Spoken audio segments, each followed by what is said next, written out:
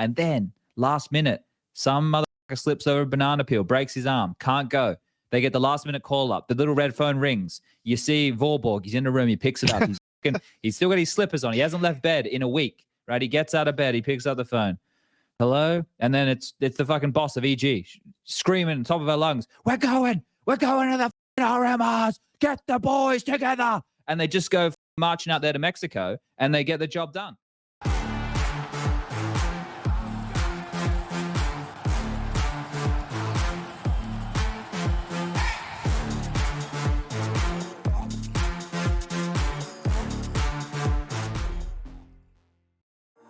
Finally, I found what I was looking for.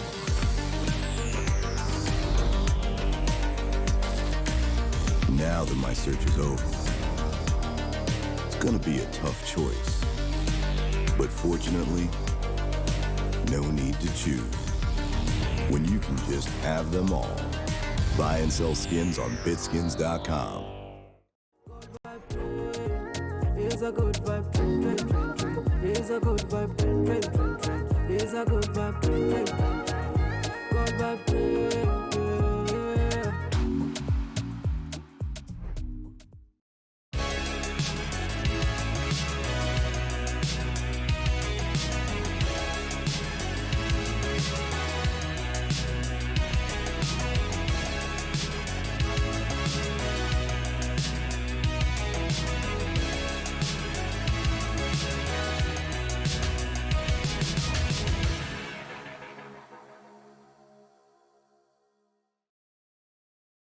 Welcome back to another episode of HLTV Confirmed. I am Chad.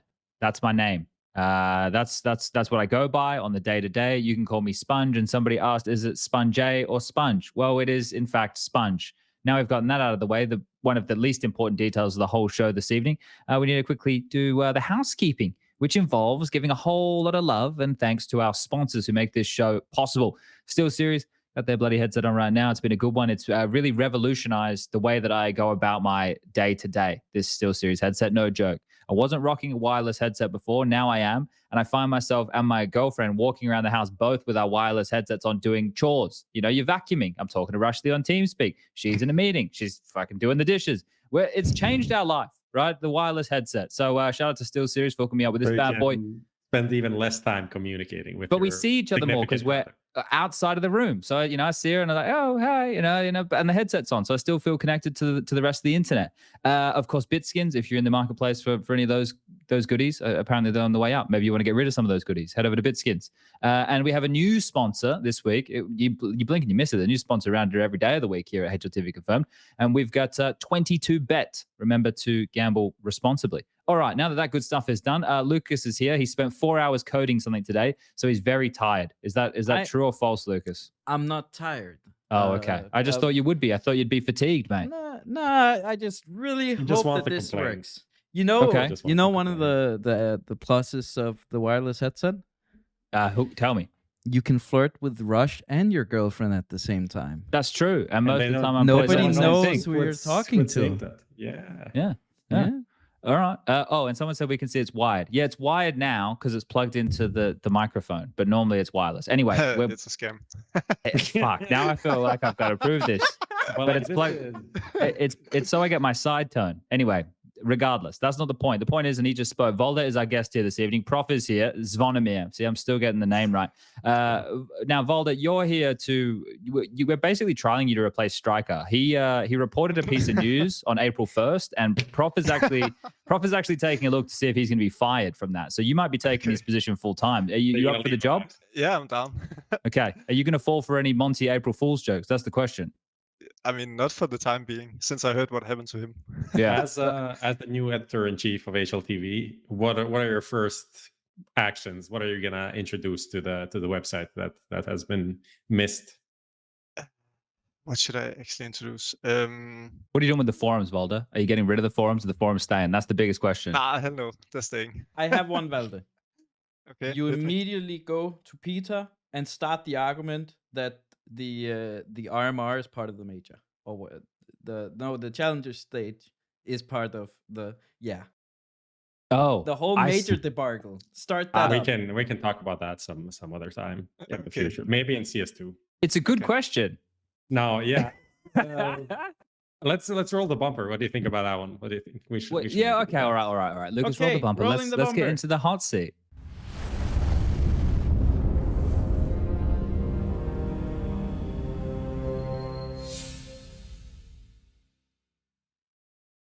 It's one of the age-old questions. Should the challenger stage be considered part of the major? It's like the chicken or the egg. We'll never have an answer. You can have a debate for as long as you want, right? That's the fun thing here. There'll never be a truth. But we're here in the hot seat with Valde. And Valde, thank you for joining us this evening. Now, just to, I guess, get everybody up to speed, you are on the bench at ENCE at the moment. Is that correct? That is correct. Okay, so with that in mind, see, I'm a smart individual. I understand that if you're on the bench, that means you're still contracted to ENCE and probably in a certain position where you can't say a whole lot of things that maybe you would say if you weren't under contract. So with that in mind, what would you like to say about the situation? Because that is the safest softball that I can fucking throw ever. I don't know. It's kind of hard to recap in such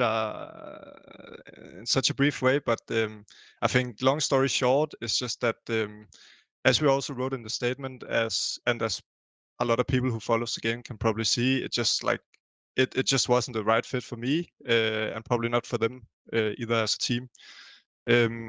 Sometimes in life, you make a wrong decision, and in hindsight, there's not much I can do about it now. I can only look forward and wish the guys the best of luck. And I think they've honestly found a really good replacement in Nerds. I caught a couple of the games at the last tournament, and from my point of view, they already looked much better. They had a really easy road to the playoffs, but it was not their fault that there was some upsets. But then I also think you gotta take the head off, when you see that they beat, I think it was G2 right at first, and then they went on to beat Vitality afterwards. So I think they got a pretty solid top 4 placing there. So yeah. Yeah, it was a good showing from them. Now, like I said, I don't know what we can and can't ask, so I don't want to put you in any positions where you're not comfortable answering something. If that's the case, there's gonna be time. Obviously, there's obviously a time and place for all conversations, but it is difficult. It's a difficult spot for you. Like obviously, you came into ENCE was like kind of a hopeful team. It was on the rise, then kind of deteriorated. It wasn't just you. Obviously, multiple changes happened at the same time. But how are you moving away from ENCE? What is your goals now? How do you find like a next team to play with, right? Yeah, it's a good question. I think obviously the major is coming up now, and that always entails like some teams are gonna disappoint and other teams are gonna succeed. So hope there's gonna be some good opportunities for me after the major. But I think for me personally, I gotta get back to like sort of like the like back to basics for me as a player. Like I gotta I know what I'm good at as a player, and I think playing as more of like a supportive, passive kind of player, anchor kind of player, is definitely like probably my biggest strength. And then obviously I've always thought about becoming an in-game leader as well. I think it's something I've done in the past, but it's not something I want to do just for the sake of doing it. I want to find the right team with the right type of players that I feel like I can work with. So I'm not really exactly sure what to do at the moment. I'm kind of like pretty open towards any kind of offers, and then I think I'll assess them individually. So right now I'm not 100% sure what's going to happen, but I hope there's going to be opportunities after the major. Does Counter-Strike 2 make this easier or harder for you going forward, do you think? Because we're going to find ourselves in a bit of a transitional period, right? And have you had access to Counter-Strike 2? Have you been playing? I actually have, yeah. Opposite to Manto, I think. Shout out to my boy. I see him tweeting every day. Complaining every day, yeah. The poor guy. Sorry, Manto, if you're watching.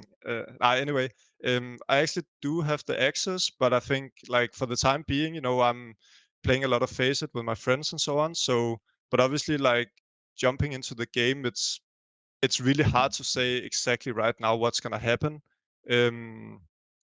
I think it's gonna be way better when you can play more maps and more people get access, so you can actually get a better feeling of it.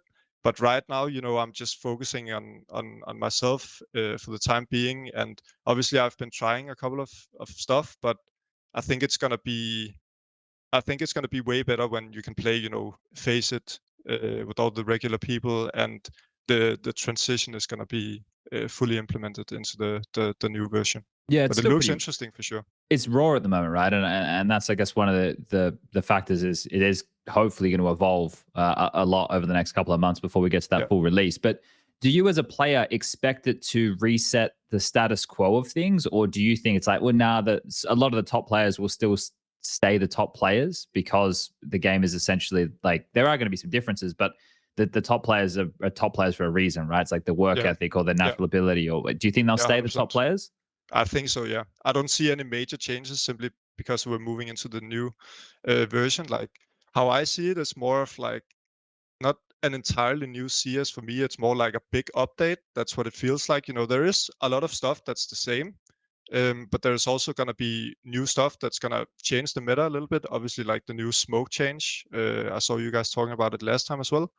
And I remember, I think it was Moses who brought up quite a good point, that I don't think that stuff is gonna like break the game entirely or anything like that. I just think we're gonna see maybe a slight couple of meta changes. Maybe standing inside a smoke, waiting for it to fade. It's probably not gonna be maybe as viable anymore because someone can just nade, the smoke, and then that play is gonna be useless. Yep. But so I definitely think we're gonna see some changes. But what I'm most interested to see is sort of like what you call it, like the fundamental CS mechanics, like how it's going to work, with the movement, how the shooting is going to feel like with the new tick rate system and all that kind of stuff. So it's definitely going to be interesting for sure, but I don't see the changes as, shaking up the whole top 10, for example, that some new team is going to be all of a sudden the world's best simply because we're moving into a new patch. I don't see it. I think everybody's going to put as much time into it as they can. Also for me individually, having a lot more time, I'm going to do the best I can to adapt into the new game. But at the end of the day, you need to practice, play a lot of FACEIT, all this basic stuff to get a better feeling of it. Because right now, a lot of it is just from the video clips and the little you can play yourself if you have the better. Yeah, for sure. Okay, so I guess another conversation question I have is about contracts, right? Not about any of the particulars, but being on the bench in a team. What can you speak to what that entails? Because I'm sure it's different for everybody, but a lot of people don't understand. Like you don't have freedom of movement right now, mate. You're not in jail, right? I know we reference it as contract jail, but you're not in a position where you can just go knock on the door and say, "Yo, pick me up," or anything along those lines. It's always going to be a tough situation for sure. I think for me personally, the first couple of weeks on the bench is always nice. You don't have any travel. You can kind of chill, sort out all the problems you have in real life, etc. Like catch up to some family stuff. Fix the dishwasher. For example, and then at least the things I've experienced in the past is the first couple of weeks, maybe even the first month, is pretty nice. But then eventually, you start to get that tingle that you want to get back into the game. So it becomes really boring, just waking up, having nothing to do. It's like really out of the ordinary for us as CS players, because normally we always have practice, boot camp, tournaments, travel, media days, all this kind of stuff. So all of a sudden going from traveling at least like 2 or 3 times a month to suddenly just being at home doing nothing is kind of hard in some way. I know it sounds really like spoiled that, you can just wake up and do nothing, but obviously that's not my fucking goal in life, just waking up and doing nothing. So I really look forward to getting back into action, and especially these type of days where there is no CS, for example, is really like I don't fucking know what to do with my life. Right? What does your day look like now as a player on the bench? Do you go and like do you rewatch old demos? Do you like look towards some positions? Because it's kind of weird. It's hard to like improve your game as a CS player if you're not in a team, because everything you do, it kind of works in a team, right? You can work on your individual game, but I can learn this smoke, but if you don't know if you're going to be playing that position, it's kind of pointless, right? So I don't know, what can you even do? I'm having a look right now, Valde, at your FACEIT page. You're out here grinding for 1 elo per game. Yeah, that's the struggle when you play with real life friends when the elo difference is too big. You're not even getting any elo for your wins, mate. You're just Nah, out bro. here for the feel of the victory. Yeah, if I'm winning, go look at my latest 5 games. I think I'm on like a 4-game losing streak. It's only a 3-game losing streak, all right? All right. You know, we've all been there. Mine looks more like a stoplight than it does a green light. That's for sure. But sorry, Prof, I didn't mean to derail your question. No, but you're providing like great like investigative journalism. Well, I appreciate. Now it. everyone's gonna look at my face a bit. Nah, wait, can you repeat like just the end of the question? Yeah. What do you do while you're benched? Yeah, I think like just waking up in the morning, you know, just taking a walk with the dog, getting some food, maybe a quick little gym sesh. And then, you know, the problem is that most of the people you want to play with, they have teams, you know, they are practicing the whole day. So you cannot really play FACEIT, for example, with a full stack until probably like later in the evening, right? So I don't know, like just some DM sessions, retake, watching a lot of the, you know, the Nada tier videos, like YouTube stuff. So you're kind of up to speed with the meta, because you can kind of fall out of the loop pretty quickly if you don't keep yourself up to date, you know, like then I'm just trying to play some FaceIt with my friends, and then I actually plan on streaming soon. And the reason for that is not just like a random idea, oh, I'm gonna become a streamer. I think it's more to kind of have a schedule so I can like pace myself into actually having some set routines every day. Because if you wake up every day and you don't have set routines, it becomes really random, you know, like how your mood is on the given day if you're actually gonna put hours into the game. So I think streaming can actually help you a lot in terms of having like a program. So I plan on actually streaming and or like co-streaming the RMR games from nice. I think probably cool, like the 10th or 11th, and then it's gonna be more like some educational stuff, you know, where people can ask a lot of stuff in the chat, watching the games, commentating them from my point of view, with the knowledge that I have about the game. And I hope that's going to provide both the viewers with some really great insights, but also provide me, you know, a set time frame every single day where you can actually do a lot of the ordinary stuff, so it feels like a regular workday. Yeah, no, mate, with a lot of stuff you're saying, like I don't, not that you're attacking me at all, but I feel like you know, not having mate, I'm staying up till like 2-3 o'clock in the morning playing DayZ and shit, just being a full on degen when I'm not at work. Like I've gone full degen mode at the moment, right? And it is really easy to slip into that regardless. And especially when the work that you do, it's probably from your lovely home. So at the same time, it's like, well, I don't have to fucking go outside today. I can go and just you know, like there's a lot of things holding you back from being a normie, which, but there's going to be so many games that are on for these RMRs we're going to get into here. But that's cool. So you can basically pick your own hours and just watch whatever matches are live during that. That's really cool. Yeah, I think I'm just going to go into grind streamer mode, you know, just like watch a lot of the games, maybe do some co-streaming with some of the other players. Already talked to a couple of guys like Smuya, Mantu, you know, you can maybe also host like some like LAN parties where we're actually together in real life, but still streaming on each other's streams. And then I think in the evening, you know, just playing some FPL and doing more of the like regular CS streaming stuff. But yeah, for the major, I just plan on doing a lot of co-streaming, watching the games. Yeah, nice. All right. Well, Prof, do we have anything else we want to hit Valde with? Do we have any questions for him that we want to put in? Since we're here, there's a question. Maybe we can ask this question. There is this question from Visbury on Twitter. It says, any offers you regret turning down over the years? Oh, okay. I don't know if there is any regrets of any offer that I turned down, but I think there is some, I wouldn't call it regrets, but you know, that teams you could have joined but weren't able to due to contract stuff again. So it's not really been on my end, if you can say it like that. Yeah. So probably some stuff that it didn't happen, not that you turned it down. Exactly. Yeah. So it's more like that, I would say. Okay. All right. Someone just asked for your channel link, so I'm going to put that in the chat so that people can follow you on Twitch and see when you go live with the co-streaming stuff. That's valde CS, right? Yes, That's the correct one. All right, bang, smash and that one nothing out. has been updated, so it probably says like live 4 years ago or something. Yes, it still has, I think, it has OG Active stuff player on there. for North. Yeah, Or does it still say North? I'm No, gonna I'm fix just it. making this up. so No, I it don't know. might do. It might actually do. No, I think it's. Oh no, it's OG. It's OG. It's OG. I just bought a new PC and all the streaming stuff, so I just need to set it up. And I'm the biggest noob in terms of that stuff, so I need help. So Lucas is here. Lucas loves to give free help, you don't you, can hook Lucas? me up. He's probably not even paying attention, mate. Lucas is Nah. probably fucking. He was You there? checking some emails and replying to me like, well, at the beginning of the show. I'm like, why are you asking me this? running a now? league or something right now as we're doing the show live. Okay, cool. Are there any other questions there, Prof, or should we? Well, we'll leave it for the end. Yeah, because I'm sure we'll return to questions with Vol. We're going to poke his brain about a lot of things here. All right, cool. Well, now that we've found ourselves at this point, which is the recent news point, I do need to get Lucas to run another bumper. So, Lucas, are you here? Yeah. Can you could you run the recent news bumper if it's not too much to ask, my friend? Nah, I don't feel like it. Okay, all right. We'll just keep talking.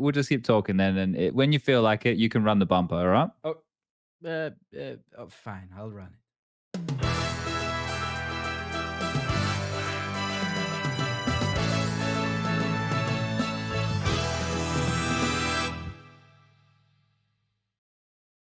All right. Well, we're back, and that was very, very nice of Lucas to run that bumper for us. Now, this isn't in our news topics here, Valde, but as someone who, well, you know, I would still say you're an active player still. You're just not actively playing on a team.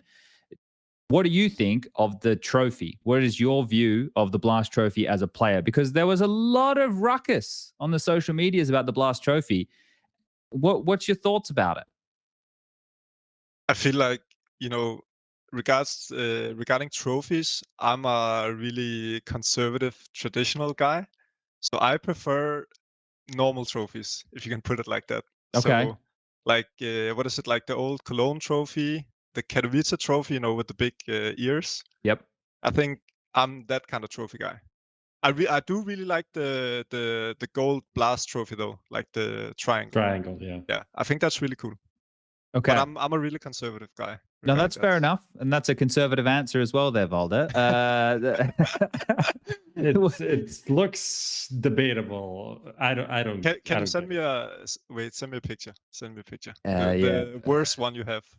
The worst. Well, it was voted upon, and you could pick. You could pick yellow, or you could pick purple. And I love the voting. The voting was, well, do you want to? I feel like every time Do you want to be send punched something in the for a left vote, side of the face or the right side of the face? It's like, yeah, whatever, bro. It's fine. so there you can see it in the fucking header image thing. yeah. If you scroll down a bit. I think I'm gonna stick to my initial answer.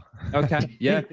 For me, here's the thing. So, like, I never won any worthwhile trophies, so it's not like I have any, like, you know, I never viewed a trophy as, like, the trophy itself as what I was chasing. It was like the achievement. This is like what represents that. So for me, it's like, well, if I still win the major and this is what I have, that represents my accomplishment. And I'm with you. Like, a trophy as a competitor, it's meant to be a cool thing. You're meant to want to get your hands on that, right?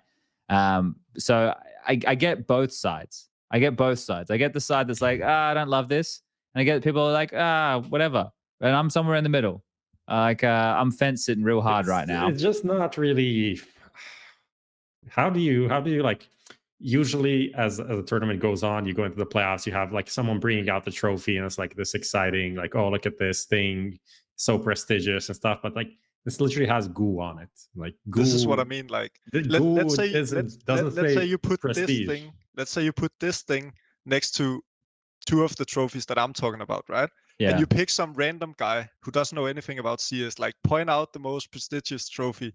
Sure. Like, yeah. unless he's trolling, he's not picking that. That's for sure. Yeah, fair enough. When you explain it from that perspective, that is more than fair enough, I would imagine. And Prof, just for your point, I don't know if you read the like what came out with this. Yeah. This thing coming on stream right now would be a better trophy. It would taste better. I think that would be the case. But I don't think The thing is, like, this was also made by, like, it wasn't made by a random company. Like, it was obviously there's some thought behind it, and there's this whole like blast that, let's say, turn in terms of what they are trying to do, like trying to make it a bit. They have their logo funky. as the trophy, just so we understand. Everyone understands that. Their logo is the trophy. Yeah. Right? I don't know many other, I guess, like ESL have integrated their trophies into branding, right? They, like, when you think of like the Cologne trophy, you could see it there as like a silhouette. Yeah. You could, if you close it out, you could see it on some ESL branding or something. But this is essentially their logo as the trophy. That's it. Yeah, but it's a cool logo. So it looks it is a nice. cool logo, but that's it. Like that's what this is. So but they obviously needed to do something to like diversify it, which from is, their normal events, which makes sense. Yeah, but I'm not a fan of this direction. Because it's already gold. The current trophy is already gold. You can't get much cooler than that unless they just like bling the thing out in diamonds. Right? That like looks a bit Yeah, kitsch. that's true. but I know, I get it. Like, but it'd be the only other, where do you go from gold? Diamonds is the only other place you can really go from gold. I don't know. Yeah, but maybe you could still do like a regular, sort of like a regular trophy, but you could put the blast logo at the bottom. You know, there's the fat As the bottom part base. of the Okay. sort of Oh. like. Yeah. That's an idea here. You can still Okay. change it, blast, by the way. Well, you're not far away from them, mate. You go into the office, knock on the door, have a meeting, let yourself in. I'm sure they'd love it. All right. Well, we don't need to talk anymore about the trophy. The trophy wasn't even on Prof's news list. I kind of just brought that one up because I wanted to hear what Valde thought about it. But all right, we know that now. Let's talk about some of the recent online events that have been going on. Cloud9 have been doing an absolute marathon of events. And they achieved everything they needed to achieve. So Cloud9 played in the BLAST Washington qualifier, which is also known as the Spring Showdown. I don't know why I call it the BLAST Washington qualifier. I don't think it's ever been called that in its life. The IEM Dallas qualifier for EU, where they still qualified. They didn't qualify in first. They actually lost to Astralis, which is a big win for the Danes. We'll talk about that in a moment. And then the Bet Boom event, which is actually probably the best out of all of them. They went in and played 3 series of Counter-Strike, I think it was, and walked away with $165,000. So that's not bad for a couple of little online games of Counter-Strike right there for Cloud9. So they've been on a bit of a tear right here, getting back that form, getting Buster integrated within the team. But yeah, they I think it was important for Cloud9, who aren't a partner team of either ESO or Blast, to get both events in America back to back as an American organization with Russian players. Yeah. What fucking world are we living in? I'm gonna lose my mind a little bit. But Valde, did you catch much of the online spree of Counter-Strike that's been going on? Because it was a lot to watch, mate. Not gonna lie, I didn't watch all the games, but I did actually catch some of the more important ones, like the qualifying games. You know, like I watched those. Well, did you see much of Cloud, like, because Cloud9 are now back in the top 5 after their Pro League final, and now with these online, like they're looking all right. I don't know if you have any takeaways for Cloud9, or maybe you want to talk about Astralis, who also qualified for IEM Dallas. It's good to see them getting back on their feet, or maybe not if you're waiting for a spot on a team, especially a Danish one. You never know. I did catch a couple of the games. I think for Cloud9, you know, like. Also on LAN, by the way, but online, like, Shiro is a beast. Like, just looking at the numbers, you know, it seems like every single game, no matter if they win or lose the map, he's like plus 20. Every single map. Feels like that at least. And then, obviously, when you have Exile, who's like one of the best riflers in the world, then I think that baseline, the base level, is always going to be pretty high in these types of qualifiers. Because, you know, they beat most of the teams that they're supposed to beat. And I think they're also like a hard team to beat for the better teams. You know, they always put up a good fight because they have such good individual players. Well, I mean, the IHC loss was the only one that was like kind of crazy. That was in Katowice, right, at the start of the year. But like in the last 6 or 9 months or whatever, for the most part, they're going to be pretty solid. I think with like the biggest piece of news here, well, when you split this into 2, it goes 2 ways. It is Cloud9 playing a lot of online events, which is their strategy clearly going into, well, actually, maybe not clearly. Maybe they just wanted to qualify for these events, and that was the only way that it was possible, right? They didn't get a spot invited to but they Dallas. Didn't have to play the Bet Boom thing, right? So that's they true. That. So but it's like 165K first place. Yeah. Like, come on, man. Pro League Grand Final was only 200 grand. That's on LAN. That's kind of crazy. That's 32 teams. It's kind of crazy. Yeah. Like, think This about is that. 5 weeks versus 3 series for It's fucking Cloud9. insane how much money they just won in that event. Like, it's actually crazy for an event that is called like Bet Boom Urbanistic Playlist fucking 2020. Doesn't even make any sense. 165 grand. What the fuck? I actually didn't see it as well until I read the news article on the HLTV this morning, I think it was. And then I was like, wait, I had to go look at the price distribution because I think maybe you made a typo or something. Usually it's like 65k for first place, right? Or 50k. But then I went and looked and I was like, wait, it was actually 165k. And This is second like- place was even like 60 or 70k. Yeah. Right? This is more than 3 DreamHack Opens back in the day. Yeah, holy winning them. fuck. Yeah, like there was some hard-earned money actually. Like first place, 50k or something. Yeah.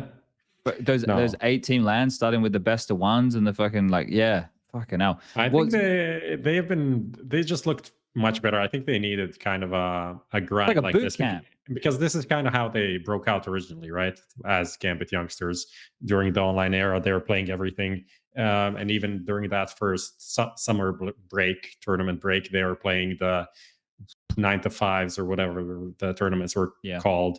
In the 1 month when everyone was off, they earned like 200,000 or something. So because they beat everyone, and it just carried that through. And considering they have like the second RMR, so they're not directly going into the RMR tomorrow. They have like a few days to like chill out and then go into that. I think it's going to be pretty good. And the thing is, even you kind of don't want to play too much, so you don't give off too much, but at the same time, since it's online versus LAN, I don't feel like it translates to one in terms of, now people are going to prepare for them. If they had something new, they're going to be in a disadvantage of any kind. I feel like they're a team that were kind of in a weird position form-wise, and I think they needed confidence more than anything else. So that's a pretty good boost for them. Like, I don't know, I feel very confident about them making it through the RMR now, even though they have like the tougher group where anything could happen practically. Yeah. Well, I think for them, they're on a hot run right now, right? Like, going into the RMRs, they're kind of going to hopefully be able to carry that in. And I don't think most of us have any expectation that they won't qualify.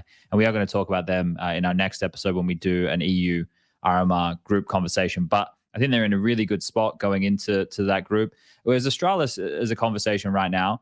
Them beating Cloud9, and we're talking to confidence, that has to do wonders for their confidence, even though it was only online, right? For a team like Astralis and Valde, I don't know how you feel about this, but if I was putting myself in their shoes, any kind of win that they can get, especially against a team who plays really solid CS, right? Fundamentally sound Counter-Strike like Cloud9 do as far as like the defaulting and their approach to the game.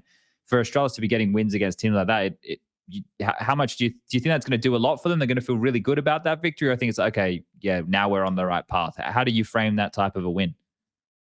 More of like the latter. Like, I think it was a really good win for them.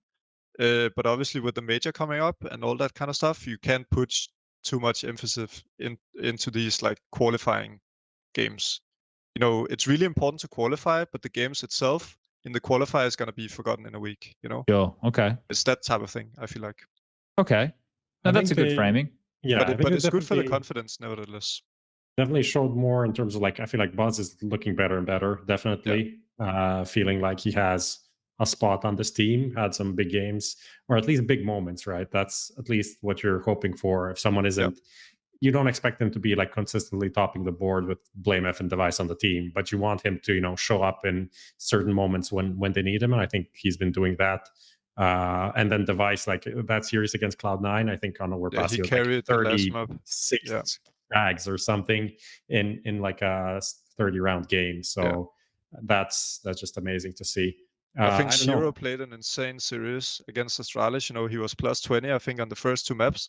But when the series ended, I think I went and looked at the scoreboard, and I think Device was only like 8 kills behind him or such. He played really great, and I think having a guy like Device back on the team, I think it helps them like so much. Like I don't even think I can put it into words how much he helps them. Just from watching the games, he has a lot of impact rounds, a lot of entry kills. He's always rotating on the map, being really annoying for the opponents.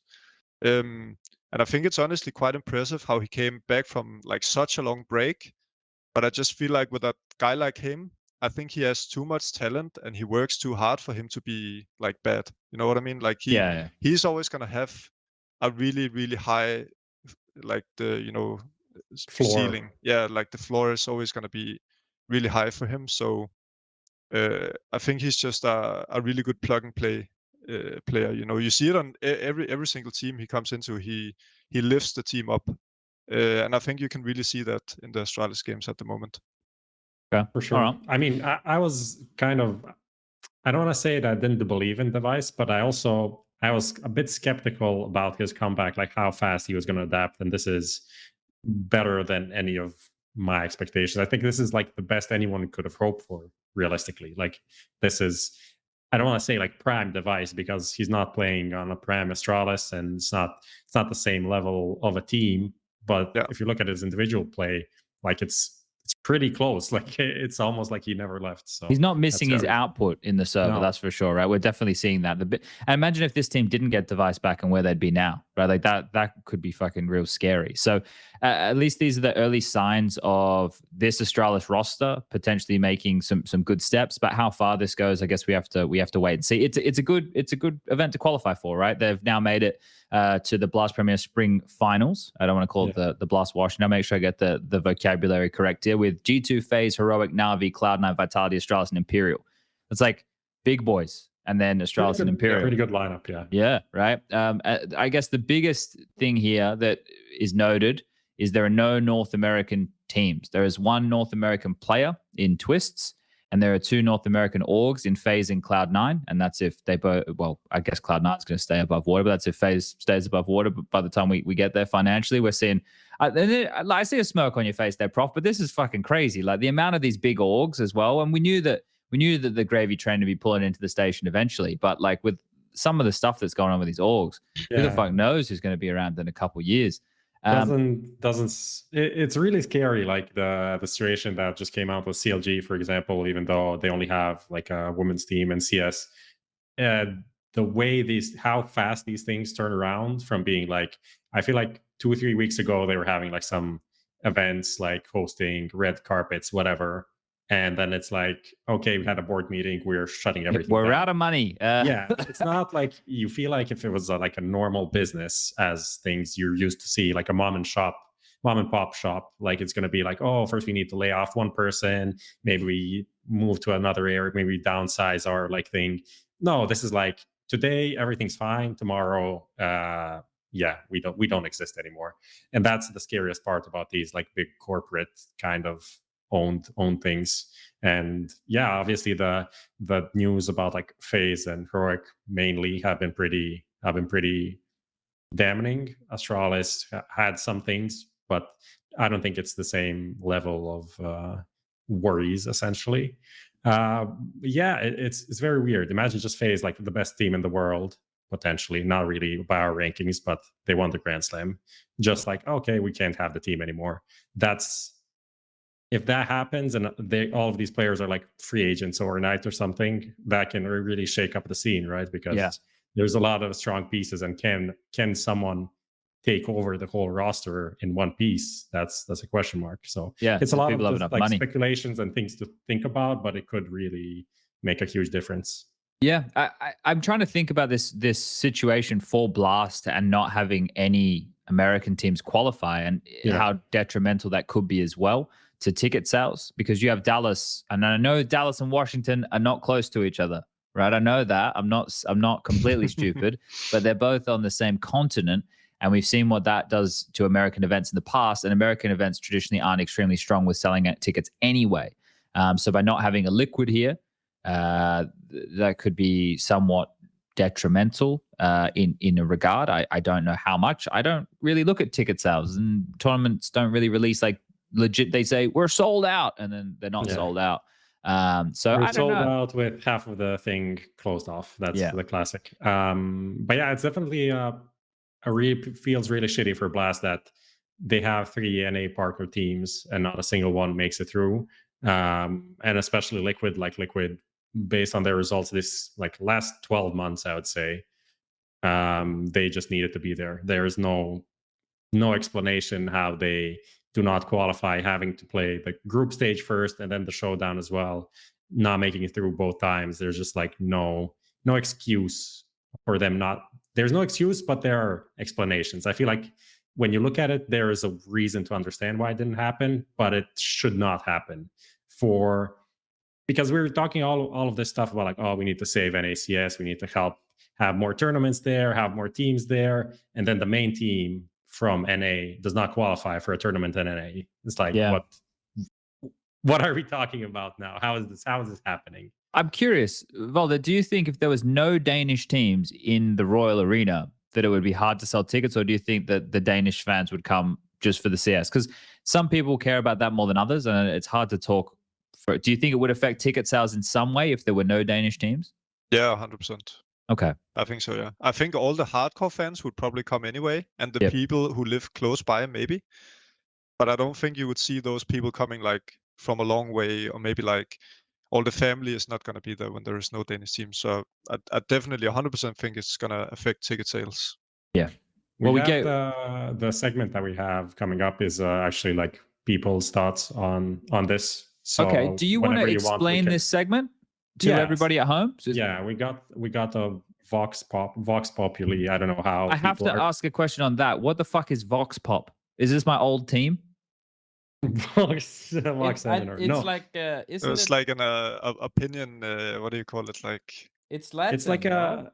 I'm googling. Yeah, it is, and it's a kind of a. I don't know.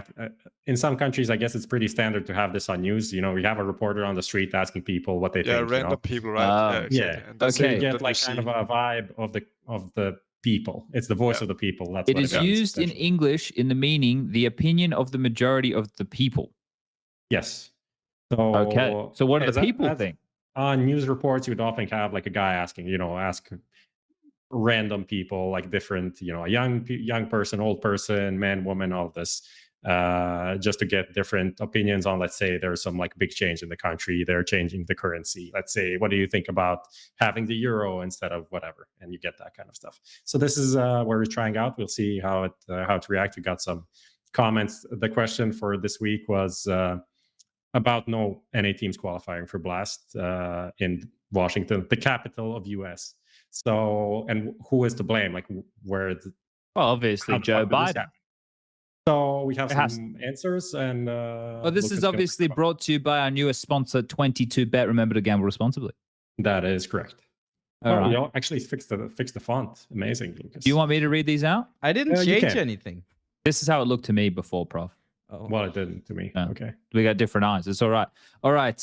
This is from Quaxi on Twitter. I'm going to assume that's how you say the name, KWAXXI, Quaxi. The system is kind of unforgiving for having one off day. On the other hand, Pain has beaten Liquid twice in a short time span, so I guess it's not that reason alone. Also, Pain looks super promising. IMO, they should have been able to beat Imperial, and I can't explain why they didn't. Oh, I agree with that, Quaxi. I agree with that sentiment. I thought the Pain were going to beat Imperial in that final. Yeah. I don't know if I thought they had it hands down. They probably should. I don't know if did you catch the last round of like Inferno? No. It was a complete blunder. I feel like it's one of those situations where you have a team that maybe is better on paper but doesn't have the experience. Maybe a bit of a choke. They literally ran out of time against like pistols. It was a fuck up. That's what I'm gonna say. Okay. How many of these do we have? We have 4 another total. TomTom94. An unintended side effect of the partner team meta is that it has made Europe the center of CSGO ecosystem. North America lost too much talent in the early years of Valorant, and efforts to replenish it have been insufficient or misdirected. Do you agree with this one? No, I don't at all. I don't at all. The American, so contain myself. I don't agree. This is what happened in Counter-Strike in America back in 2015 and 2016. A lot of big orgs, thanks to League of Legends, decided they want to pick up Counter-Strike teams because it was popular. And then they paid these Counter-Strike players too much money, which then inflated everybody's salaries all over the world based on North American teams like CLG getting paid like 10K when the fucking amount of the time was like 5K max. So then everybody and his fucking dog wanted to get paid more, because why not? They just set the standard for it. And then, of course, these motherfuckers don't have enough money to pay for 12 good North American Counter-Strike teams who can't compete against the best European teams. So then, of course, they're not going to keep paying for these fucking teams. But all these kids were used to getting paychecks for being mediocre at Counter-Strike. So then they went to a new game to get paid checks because there's more teams in America, because America likes colorful game. And that's why Volvo makes CS2 more colorful. And that will save Counter-Strike. NACS. Yeah. Okay, great. We have 2 more. I think they're not that long. So who is to blame? Okay, this is an answer. People are just being satisfied by Cloud9 and FaZe, which I feel like is still pretty decent. People are going to enjoy these teams. They enjoyed them in Dallas. And the last answer is the most accurate one. Kassad is to blame. That's fair enough. He brought down EG single-handedly. Yeah. He made them tear up in their Slack channels, and that was all Kassad's doing. Wonderful. Yeah. All right. Well, that was what the people had to say. That's kind of like viewer questions, but viewer statements. I like it. I like viewer statements. Viewer statements are better than viewer questions. We can play with it a bit. We can have some like spicy questions. We can see what the people actually think. I realize now that we need to actually have the question on the thing. We don't. No, that's all right. But we're learning. We're doing this together. You know, we're evolving. And I liked it. We're gonna operate. There we go. Cool. VoxPop with 22bet. That's a new segment. That one's done and fucking dusted. All right, let's keep moving. We're gonna go from the opinion of the people to a man of the people. Actually, Taz retired. He made a tweet. It was a very short tweet. It basically says he's done, and he is done. He's retired. Hanaris is no longer rocking and rolling. I think there was a statement made about that one as well. But long story short, Taz is retired, and I feel that everybody, if you don't know Taz, this is to all our viewers and listeners and everybody playing at home. You need to put some respect on the name. He is a member of the Golden Five. I used to watch him back when I was a kid in my bedroom back in Australia when he would play 1.6 alongside of Neo and Lord and Cuban and when Luck was there before Pasha came in. And he's a legend of the game. Some memorable moments with Taz on our screens. It was always fun to go up against the Plow in practice because they plowed us many a time. And to watch them, right? To watch these guys play, it was always fun. Counter-Strike. I think like back in the 2016, 2017, when things like started to get a little bit more shaky for them, it was like, always the conversation was like Counter-Strike's better when VP are a top team. They just would bring some personality, and Taz was a huge part of that. So I just wanted to give a shout out to Taz for being an absolute legend, and whatever he goes to pursue now, I wish him the best of success. But what's your memories of Taz, Valde? I think you outlined it pretty well. I think for me, he's one of the true OGs of the game, one of the true giants, one of the true legends that we had. And he's also one of like my earliest memories from like watching Pro CS at the early majors, etc. I remember he always had the small, the cats. Yes, yeah, the Tasmanian Devil, and I don't know, just watching them, interacting with him at tournaments, he was always like a super nice guy. And I remember, I think actually when I joined Copenhagen Wolves, which was my first like real pro team, I think my very first practice game was against the VP guys on Train. I still remember it. And just like pressing tab on the scoreboard, seeing the names like Pasha, Neo, Taz, kind of like gave you good goosebumps, and I got really nervous. I remember I was just sitting in my room at my dad's place. So yeah, I have a lot of memories from him, and yeah, he's one of the true OGs that I truly respect. He stayed on brand as well with he had like That's All Folks, right? Yeah, which is another. So he must have thought that out, or his wife is like, "Yo, I'm the genius here. I've been running all this stuff for years. Just whack this on when we do this retirement photo." I'm actually maybe he had that in the shelf for like years. Right? He came across it. It would be funny to post a picture with this when I retire. Yeah, it's just like they're collecting dust, waiting for the right moment. But no, he is one of the players that you like. Just the fact that he continued playing for this long and like trying out and putting in his own money into the Honoris project and everything just demands so much respect. I'm kind of sad that he didn't manage to they were close to qualify for a couple of events more, like in the recent times. They made it deep in qualifiers and stuff, but kind of failed at the final hurdles. So sad for that he didn't get like maybe a bigger, farewell.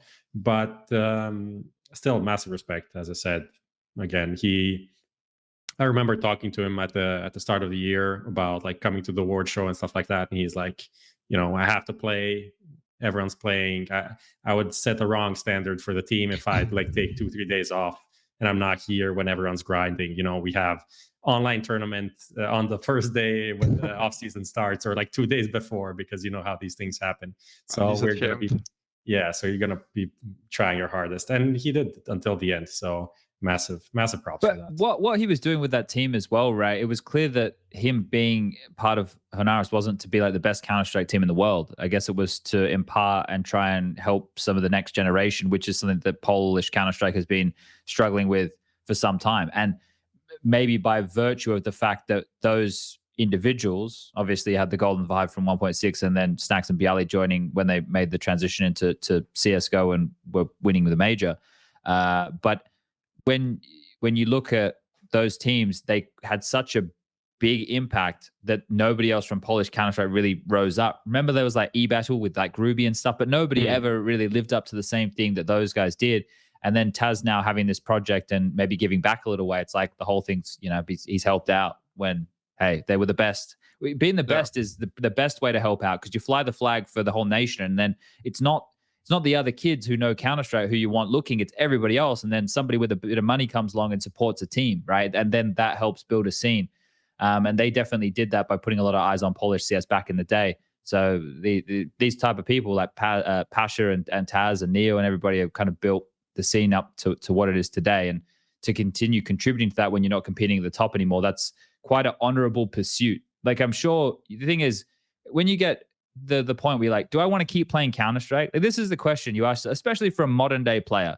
Do I want to keep playing Counter-Strike? Well, what's the fucking alternative? That's the question. Like, oh yeah, I'll go work doing this, right? Or I have a degree in it, but do I want to do that, or do I want to stay in the CS world? And there's a lot of ways you can stay in that world. Anyway, I'm rambling as usual here for a little bit, but yeah, shout out to Taz, absolute fucking legend. Also, if you want to know what he meant, like, go look at the tweet, how much traction it actually got, and go look at the replies and see tons of pro players and other people in the esports space giving him like a final message. Yeah, it's nice. It's good to see. Even Snacks put out a nice message, right? Even the car thing aside, they still have some good memories together. So that's nice. All right, let's jump into our next little topic here. We go from congratulating someone's career to a couple of people's maybe slowing down. The Academy League that we play have been running is being put on hold, which I think we can understand why that would be the case. They were running on LAN back in the earlier days in Ukraine, and we all know why that is not possible anymore. And we know that a lot of the people from We Play have been displaced.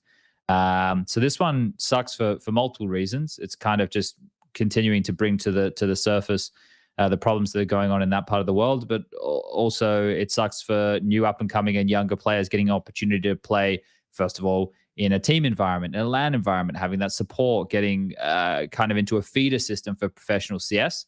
I'm curious if and when it returns, or if there is a movement from another TO to try and do it themselves. I feel like that's pretty probable, right? Because people are competing for, the space, tournaments, time, and the schedule, always. So it feels kind of inevitable if they don't announce something or come back kind of soon that someone else is gonna jump in, which in a way kind of sucks because they did a great product and would be nice for them to continue it. But yeah, it is what it is. It is the cutthroat nature of competition. This business, yeah. Wait, which is we have to start another league now? Well, maybe you can run it, Lucas. I'm in. Maybe you can start the Academy League. Let's go. There you go. The HLTV Academy League. Sell it to Man. Get him on the phone right now. See if you can get it across the board. See if we can get the money to fund it. Where do you want to run it from, Lucas? Don't say with answer. You hate Odense? No, I don't. Just don't say that. Just not everyone is gonna get on a fucking 2-hour bus to come up there, man. Don't say I can fly. Okay. We do it online. MR13. We changed the whole, like the core of the game, and we start doing it in CS2 next week. I'm down. Okay. Only on Dust 2. Well, I just had an idea.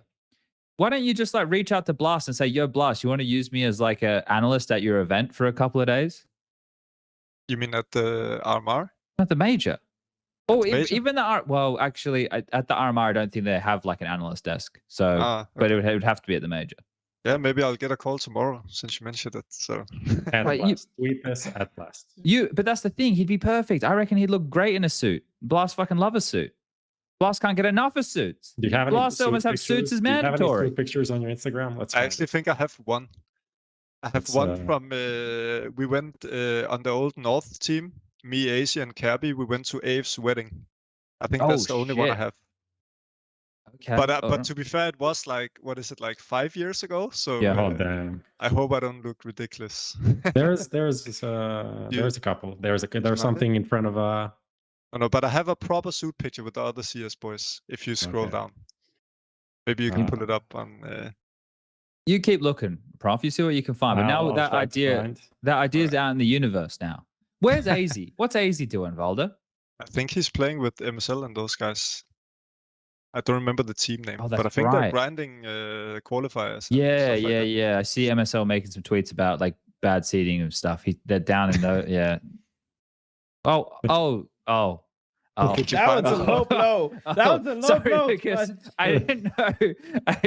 I didn't know it was a knock on you, man. I didn't know. I just saw him tweeting about it a little bit. All right.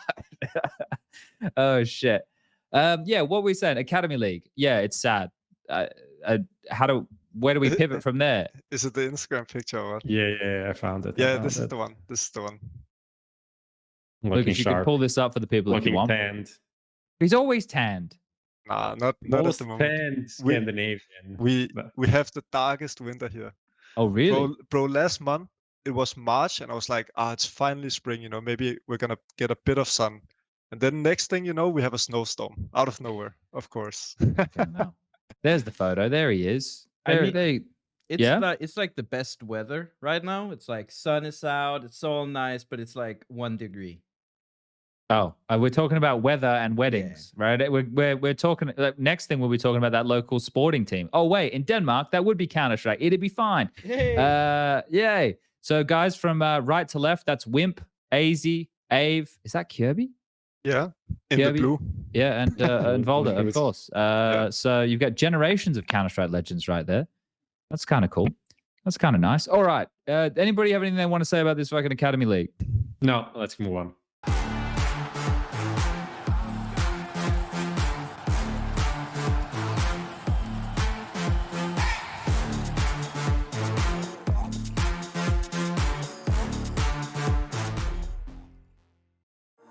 Finally, I found what I was looking for.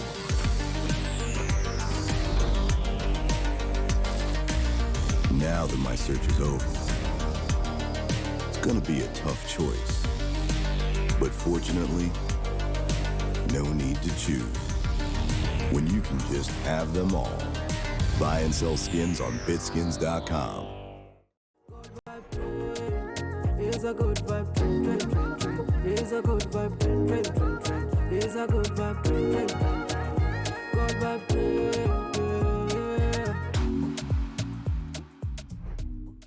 All right. Valde, you ready to do a quiz?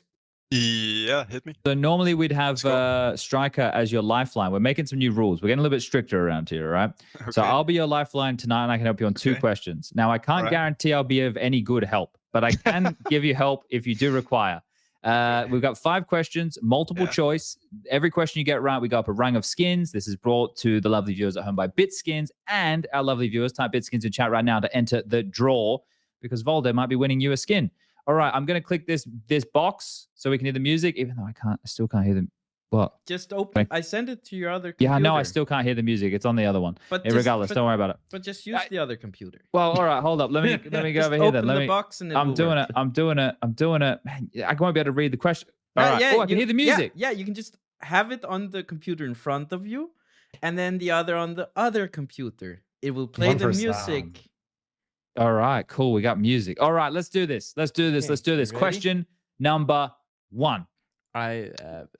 Yep. Ooh, I like this. Which team has won CCT NE Series 4 and is currently ranked number 3 in Denmark? I want to say Copenhagen Flames because I remember they went on a really good streak online where they won a lot of tournaments. So I think I'm just gonna go with my gut feeling and say Copenhagen Flames. Okay, all right. Locking in Copenhagen Flames. The correct answer is Astralis Talent. Did they beat Copenhagen Flames, Prof? Crazy scenes. I don't know if they beat Copenhagen Flames. I know Flames won some stuff, but that was like They maybe won a lot of online 2 months ago, maybe a month and a half ago or something. Right. But I was shocked to see Astralis Talent actually as the 3rd highest ranked Danish team.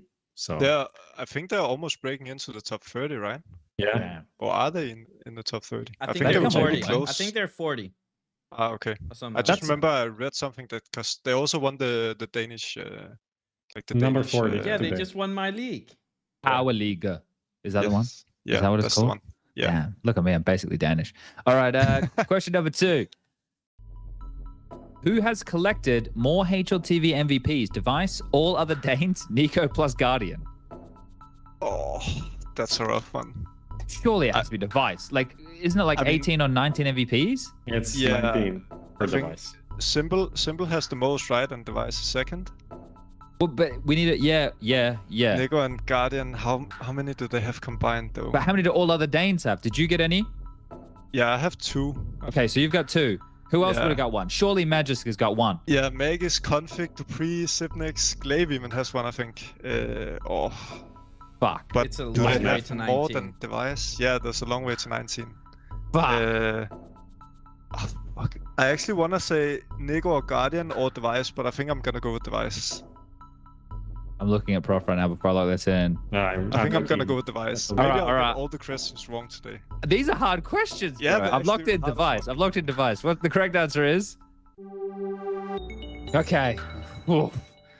What do you do? How many did Nico plus Guardian have, Prof? Like 14, I think, something like that. Okay, 14, 15. yeah. And what do all That- of the Danes have?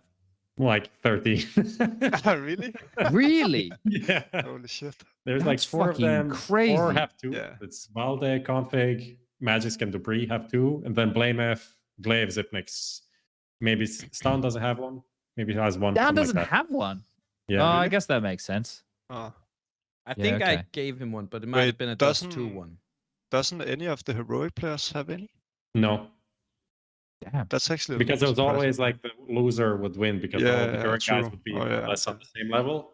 That's also a Uh, little bit unfair, you know, in this Yeah. previous years. Like, even if you won the tournament, there was always like Saiwu or Symbol or like someone to steal the MVP. The MVP. Yeah. Fuck, Kirby no. also has 1, yeah. MSL 1. Oh, Oh, yeah. MSL. Yes. Damn. Like, he lowered his cents. All right. Next question. What are we only on question 3? Yeah.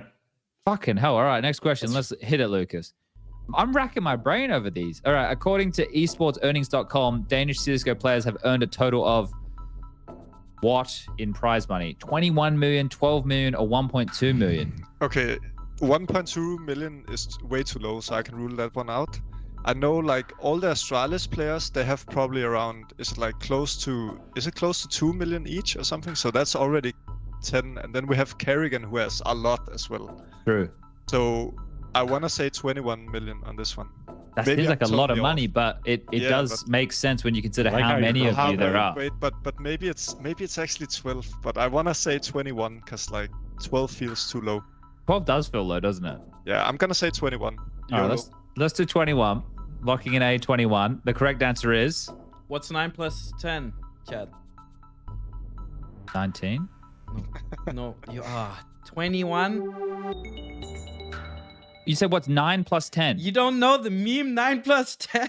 What's the meme? Don't make me look like a boomer in front of the kids, such Lucas. a boomer. Don't make me look old in front of the kids, Lucas. Don't do this to me, man. I'm still clinging on to my youth. That's why I got a hair transplant, man. Don't do this to me, man. It's from Vine. It's not even TikTok. It's from Vine. Come on, man. I know this is a meme, Come but I don't on, man. understand it. This is so I'm on the same level. I What just is- know it's a thing. What is it, Lucas? That's it. The meme is a guy asking like a kid, "What's 9 plus 10?" and he says 21. It's a vine. Fucking hate the internet. Fuck the internet. Fuck you, Lucas. All right, let's do question 4. What? Wait. How many questions is that? Because I need to use you as a lifeline soon. You've got two more. Okay, 2 more. Okay, Alright. so out of the current top 10 teams, how many teams have at least one Danish player? Less than 5, exactly 5, or more than 5. Okay. Well, so you can jump in here. So we've got G2 with 1, FaZe with 1, Heroic. Heroic. ENCE has Snappy. Yes. And OG is not in the top 10. They have Nico. We're definitely missing what something. about FNATIC? They're not in the top 10. I don't think they're top 10, are they? No. How How many did we mention? Vitality. Vitality. Oh, I think it's 5. Vitality. Okay, let's go exactly 5 then. Got an exactly 5. Locking in exactly 5. And the correct answer is... Oh, the wording of exactly 5, right? It's like, if he had just put in 5, maybe I would have fallen for more than 5. But exactly 5 seems too specific. Yeah. I helped you. Easy question. All right, that was stressful. The music is making it more stressful, Lucas. Yeah, I don't I like know, I'm this. trying to I don't like this. It You can feels can like- shout out Jeffy Potato for that. Thank you, Jeffy Potato. You know I in the don't real I'm Who Wants to stressed. Be a Millionaire when they have the small Yeah. music thing before the question is like to put on the extra pressure. Fuck, okay. Let's go. it's One just- more. We've made But an I can upgrade. I can use you again for the last one, right? Yeah. You can. All right, question number 5. I'm sweating. Which CS team was founded by Danish footballer That's Nicholas? That's Okay. easy. He's probably gonna get pissed if I guess this wrong, because he's actually my good friend. It's the one on the left, Prosapia. Okay. What does it mean? I actually don't know. You might have to ask him. Say, mate, Yeah, why I did you actually come don't up with know. this name? All right, Maybe I can Google it. we have selected Prosapia, and the correct answer is correct. All right, 4 out of 5. Not too bad. Not too bad at all. The first question I think was, oh yeah, that was the I feel like he gave me the last one, like just to just Stop in him case in I blood. fucked I up didn't all know the you other were ones. your friends. You knew each other or whatever. Go look at the FACEIT match history. Oh shit, really? I didn't look at who you were playing with. That's why I'm getting +1 and -1, bro. You were roasting me Ah. earlier. Fucking hell. Rate Bentner. I as was not CS known player. this detail. Give us some insight into how he's playing. What's his best map? What's his best position? His Where does best he map shine? is Vertigo. Really? Okay. Yeah, if we end up on Dust 2 or something like that, it's like it's not good. It's not good. Okay, all right. But it's Well. good fun. But it's actually hard, when you gotta carry people, because maybe like I think he's level. I'm not sure, but maybe he's like level 3 or 4 or something on FaceIt. So when I have Jesus. like 4,000 elo or something like this, and he has, I don't know how much he has, like 1,200 or 1,000, something like this, yeah. 1,000, yeah. Then we always meet like 5 level 10s or like 3 level 10s and 2 level 9s, and they're obviously like pretty decent. So it can actually be some fucking hard games. Yeah. Yeah, As I you can can probably imagine. see from my match history. Yeah, what? Does he know any utility? He does actually, but I have some sessions with him, where I go on a server and I show him like all the basic stuff. That's cool. Yeah. That's cool. Okay. Are you gonna Yeah. bring him on the stream for your co-streams? Yeah, probably. Yeah, actually. Because There a you lot go, of the okay. times we're at his place because he has like a bootcamp place, like a proper one. Okay.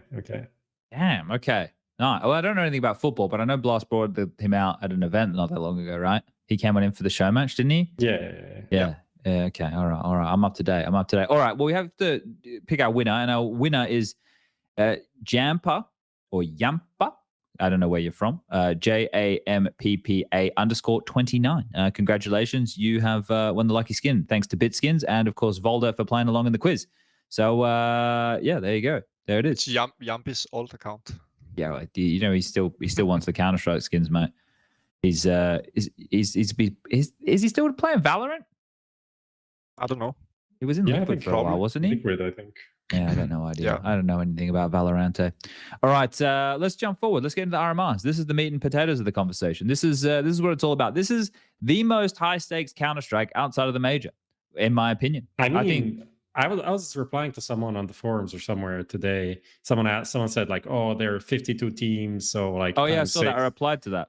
number of players, and you couldn't get a single player from the RMR to join the podcast." I'm like, bro, who's gonna join the podcast 2 days before the RMR? Like, they have more pressing things to do than talk to us for 2 hours. Like, He I'm replied sorry, to you but though. he Did you did. see that? Yeah. I didn't He said, read, so. He said, I mean, only half of the teams are in/traveling to Copenhagen right now. Those of RMR A, and with the stream being at 8 p.m., there's probably someone happy to come onto the show from RMR B. Also, maybe a complexity player has some spare time in all the airport and could hop on. That's actually, he saved it there. I replied and said, so in answer to Prof's question, you would answer yes, ? And then I followed by saying, why you have bot brain? And he replied to that with, players that compete in the RMR have been playing multiple matches of CS2 beta on Dust 2, a map that isn't even in the map pool. So I don't think joining you, if their practice day ended, would be worse than that. Talking to us could actually be worse than that. I would say talking to us could be worse than that. Even if they have time, we want to talk about the teams, who's good, who's bad, who can perform and stuff like that. And then if you have a player that's competing against these teams, Exactly. you That's gonna just be a put little them in bit an awkward. awkward position to say like, oh, this team isn't that good. And then this opponent's going to see that and they're going to be like, you're going to be super memed up for the motivated. rest of your life. yes. So it's simply people don't want to do it, so it doesn't make a lot of sense. But I understand people. I'd also enjoy having a person that's competing to share all of these things, but it doesn't really work like that. No, they don't give us those opinions. Whereas Valde right now, he ain't fucking shooting anybody right now. He can go, these guys are shit. He can say, these guys aren't going to do shit. And Except for ENCE, but everyone else, I'm down. All right, well, perfect. Let's start with the best of the bunch, shall we? Now, Prof has it in the order Europe, Americas, Asia. I want to flip that shit upside down. You always like wait. Why is this guy, by the way, wearing a MOUZ Sports jersey? Me? Yeah, I'm talking to you. This is old MOUZ Sports, so it's completely unrelated. It's vintage. It's right. vintage. So it's not MOUZ. MOUZ. It's MOUZ Sports. MOUZ Sports. Right. I actually got it like just shortly before they changed the logo, so I'm pretty happy about that because it's much nicer in my opinion. Bro, that shit's gonna go up in value. Like, don't wear it. Yeah, you should frame it. Yeah, keep it in the cupboard. Get the anti-mothball things on it. The way you go. You're totally wrong. It's gonna go up because Prof wore it. Prof okay. Warren, yeah. But actually, I have a surprise. What's this? Actually, maybe I'll leave it till later. Oh, okay. No. Now we're being baited here. He's got a surprise. Like 50% of my wardrobe now is just esports merch. Oh, I respect that. I respect It's that. the same for me. I can't catch myself walking out like liquid pants, WSG t-shirt, like Vitality jacket. I don't know. It's like, and then I wonder when people like, oh, someone recognized me on the streets. It's like, it's like, yeah, obviously someone's going to recognize all of these things. Yeah. All right. Are we ready to get into Asia, gentlemen? Actually, you know what? I didn't finish with my preamble enough. I want to preamble a bit more. Yeah. I'm preambling right now. Actually, this is what I wanted to say. This is ADHD podcast. Here we go. I'm ready. What I wanted to say when I was replying to that guy, what I wrote is this is potentially the most important tournament of the year, because maybe not for the top teams, because top teams are expected to go through, and it doesn't really make that. I mean, if they don't go through, it's a big fuck up, but they're probably going to go through. But these like mid-tier teams, it kind of makes or breaks your year. Career defining.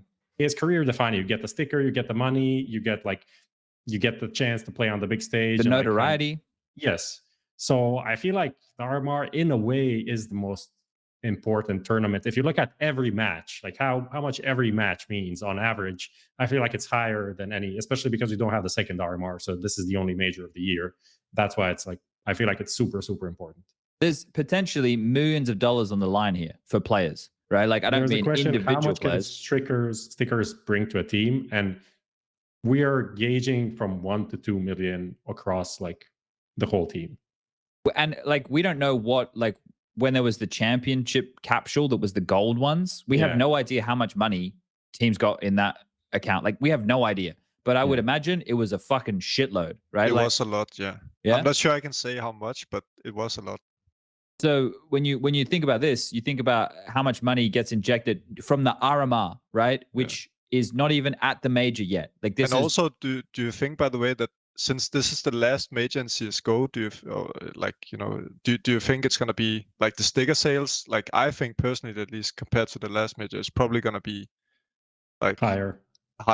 For sure. I heard that the Rio stickers were less, like they earned They were less money than the one before. But they were was ugly way stickers. less. Yeah, it was way less. I think like one thing is obviously like where the major is held, how much hype there is for the tournament, etc. But I think this sticker design matters a lot. Yeah. Like Chet is saying, like because a lot of the people who's buying a shit ton of stickers, they look at the collectible value. You know, how much are they gonna go up in value compared to old stickers, and how good does the design look on the actual weapons? You know, like a lot of the stickers can actually look pretty nice when you just see them on the market or in the game. But when you put them on the actual weapons, the design is a lot of the times like way different, and you know, so it can vary a lot. I Yeah. don't Lucas? think it's gonna do anything, because like there's nothing special game wise for the stickers. That is the last CS:GO major, and I think No, you but people said will that get caught up in that, Lucas, though, Yeah, because But it's it's not I gonna think so do too, yeah. anything, because you're gonna No, but- you're gonna launch the game and it's there, the same But sticker. you're not thinking about that. You're not thinking about that from a perspective of a fan who just sees this advertised as the last CS:GO major ever. Yeah, You're the seeing average, this. Yeah. the average user. Like if you look at how much is being spent on like stickers and how many active users there is, I think what is the number like for the month? Like 30 million unique users playing CS. Like how many people come to HLT of that? Maybe like 20%. You know, and then out of that, how many actually know the details about stickers? Maybe like 10%. You know, so 90% of all the user have no idea what's going on. Like And obviously they what I just see exactly. nice and they click and buy. Yeah. And that's Like it. obviously what I said before is only speculation. Like obviously I can't know it. Like maybe I'm wrong. I just thought of it that This is not the sticker sales are probably gonna go up like quite a bit in this major. I could imagine at least. This is not investment advice. No, this is not, absolutely not. We need But a I- disclaimer. I agree. In the sense that Lucas is talking about that. Hey, these are still going to exist in CS2, and like you're bang on, Lucas. You're bang on, but that's not what gets people spending money. It's like mass fucking hysteria in a way, right? It's like, oh my god, that's the fucking last CS:GO. Look at the sticker. Look at the fucking sticker, and people are frothing at them out. You know, right? Like so. And I don't know. It's hard to predict these things. I don't want to. I'm not predicting. I'm out of the prediction game. I'm out. But you know what? I am predict. Well, wait. No, I'm back in the prediction game. Are you ready now, Lucas? Isn't it also time, by the way, to up the major prize pool? Did you see? I saw an article on the Danish, Danish HLTV that. You mean dust2.dk? Yes, dust2.dk. I mean, someone's triggered. And if you're American, you can go to Dust2 US, Yeah, and we that's also true. have Brazilian side, yeah. And we got but- dust2.india coming. But did you see how many cases are being opened every month? Did you see the A lot. numbers? A lot. It was like maybe I think it was like 22 million cases 39 last month, million. or 39 million cases on 1 month. Was that last month? Yeah. Yeah. I bought about 200 keys last month, so I'm doing my part, mate. I fucking love it. It's just when I saw news- those numbers, it's actually crazy to me that there is like only $1 million or whatever in Yeah, you but know. that's the like- thing. The prize money is low, but the money people make off the stickers is high. Yeah, like So it's I weird. get it. Like I get it. I just from a player's perspective, and I guess from a viewer perspective as well, like I'm not saying it that the players should have more money. I just mean that I just think it would be more hype if the prize pool was like significantly higher than at other like regular tournaments. It is a major, you know what I mean? Like, so I'm Sure. not saying it should be crazy like 50 million, like TI or something. I just think like, I don't know, like 5 million or like something significantly more than a normal tournament. I think that would be reasonable. Yeah. Well, like this is the thing. If the world finals for Blast, they're $1 million, right? Cologne and Katowice are $1 million, right? Yeah. But it's so if a major was, what didn't they make Antwerp 2? Well, no, it was Stockholm. No, they raised the Stockholm, prize money yeah, for. That because was they 2 million. merged two. Yeah. Yeah. Would be nice if it was just at least 2, so at least double. 2's a good number. Yeah. Yeah. 2's not a bad number. 2's a pretty good number. Whack 2 on there. Let's see how we get out of 2. Good number. Yeah. All right, let's start talking about some Asian Counter-Strike here for a second, because yeah, we've established this is very important. There's a lot of money. This is career defining, and well, players from a region like this, which is now a bit more hotly contested. You guys, I want to say you guys, I mean HLTV. This is put out an article. Was it today? Yes, today. A viewer's guide for the Asians. Yeah. Yes, and you guys did a power ranking. Did you partake in the power ranking? Yes, Prof? I did. Yes, now, I did. This is interesting. I want to link this so you can see it as well, Valde, right here. So the power ranking that HLTV ended with was Rare Atom number 1, Mongols number 2. Mongols are IHC, they've rebranded. Greyhound 3, Tyloo 4, Vertex 5, Eruption 6, Invictus 7, and Twisted Minds 8. Prof, why did you put Loba last? Wow. Bro, he's gonna get so much shit for this. Because he sucks, I guess. That's why. Why Honestly, did you do that to him? I don't know the numbers. I don't know the numbers for everyone that voted. I know the first 2 were like practically the same. Where Rare Atom and Mongols, like it was barely decided who was number 1, number 2. For me, between the last 2, I just felt like between Invictus and Twisted Minds, like one is a team and one is a mix. So you just go with that. Sure. That's kind of it. That's fair enough. I think looking at this bunch of names here, Valde, there's only a couple that stand out as like mainstays, right? Like you're talking your Rare Atom, your Mongols, aka IHC, and Greyhound, right? Greyhound, yeah. Everybody else outside of that, it's like Tyloo, I guess, are in that conversation. Tyloo is a too. name more than like recently that they've been that good, right? Yeah, they haven't had that many results, right? But I would say this is pretty hotly contested for the region, because Greyhound traditionally have been like quote unquote a lock. I don't think they're a lock anymore, right? I think for Greyhound to beat IHC, to beat the Mongols or Rare Atom is actually going to be a pretty difficult task. What do you make of this, Valde? I know it's not teams that you're seeing all that often, but you've obviously seen Rare Atom and Mongols lately. Yeah, I think the Rare Atom guys have actually surprised me quite a bit when I've seen some of the results in some of the previous games. But I do think it's also a little bit random in the sense that sort of feels like maybe not that everybody can beat everybody, but you know, there is a couple of favorites, but then apart from that, it is a major qualifier. There is like extra pressure. So I do feel like the results can go either way. And then I actually feel like it's a little bit spicy having a mixed team in there, because I actually think they can surprise. That's like Doc. We're getting some Doc and Loba action, right? That's always fun. I tune into Doc streams. He loves some Mirage. But I don't know. I look at this bracket. I think the biggest issue is Mongols and Rare Atom being on the same side. Yeah. The opening games of actually the first couple of rounds are best of ones here. So I don't know if people have looked at the format here. Opening round, 8 teams, best of ones. Second round, best of ones as well. And then that's weird. That's very weird that the second games are best of 1 as well. That's kind of weird. Yeah, but so you get to the qualification match on 2 best of 1s. Yeah, but it doesn't confirm that you're through. You still need the best of 3 to go through. So I don't hate it. Hasn't it always been like this? I mean, Swiss, but this is a double elimination bracket, so this is slightly different. Yeah, but they're trying to. Sense. Actually, it makes sense when you explain it like this. It is kind of like Swiss, but it's not triple; it's double elimination. So all of the elimination and progression games are best of 3. Actually, it kind of aligns with what it should be essentially. I like that.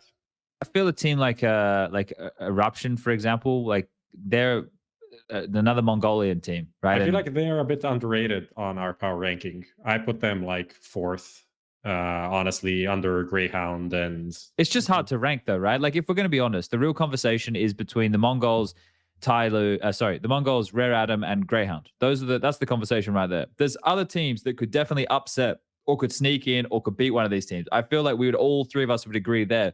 But then the real minutiae of this comes down to which of those 3 teams do we think is going to miss out, because the Mongols have played the best fundamental Counter-Strike out of the Asian region in a long time, but they've just got rid of some players, and it's very quizzical. It's like, why did Cabal not come back? Where the fuck did Score go? Right? That's a question.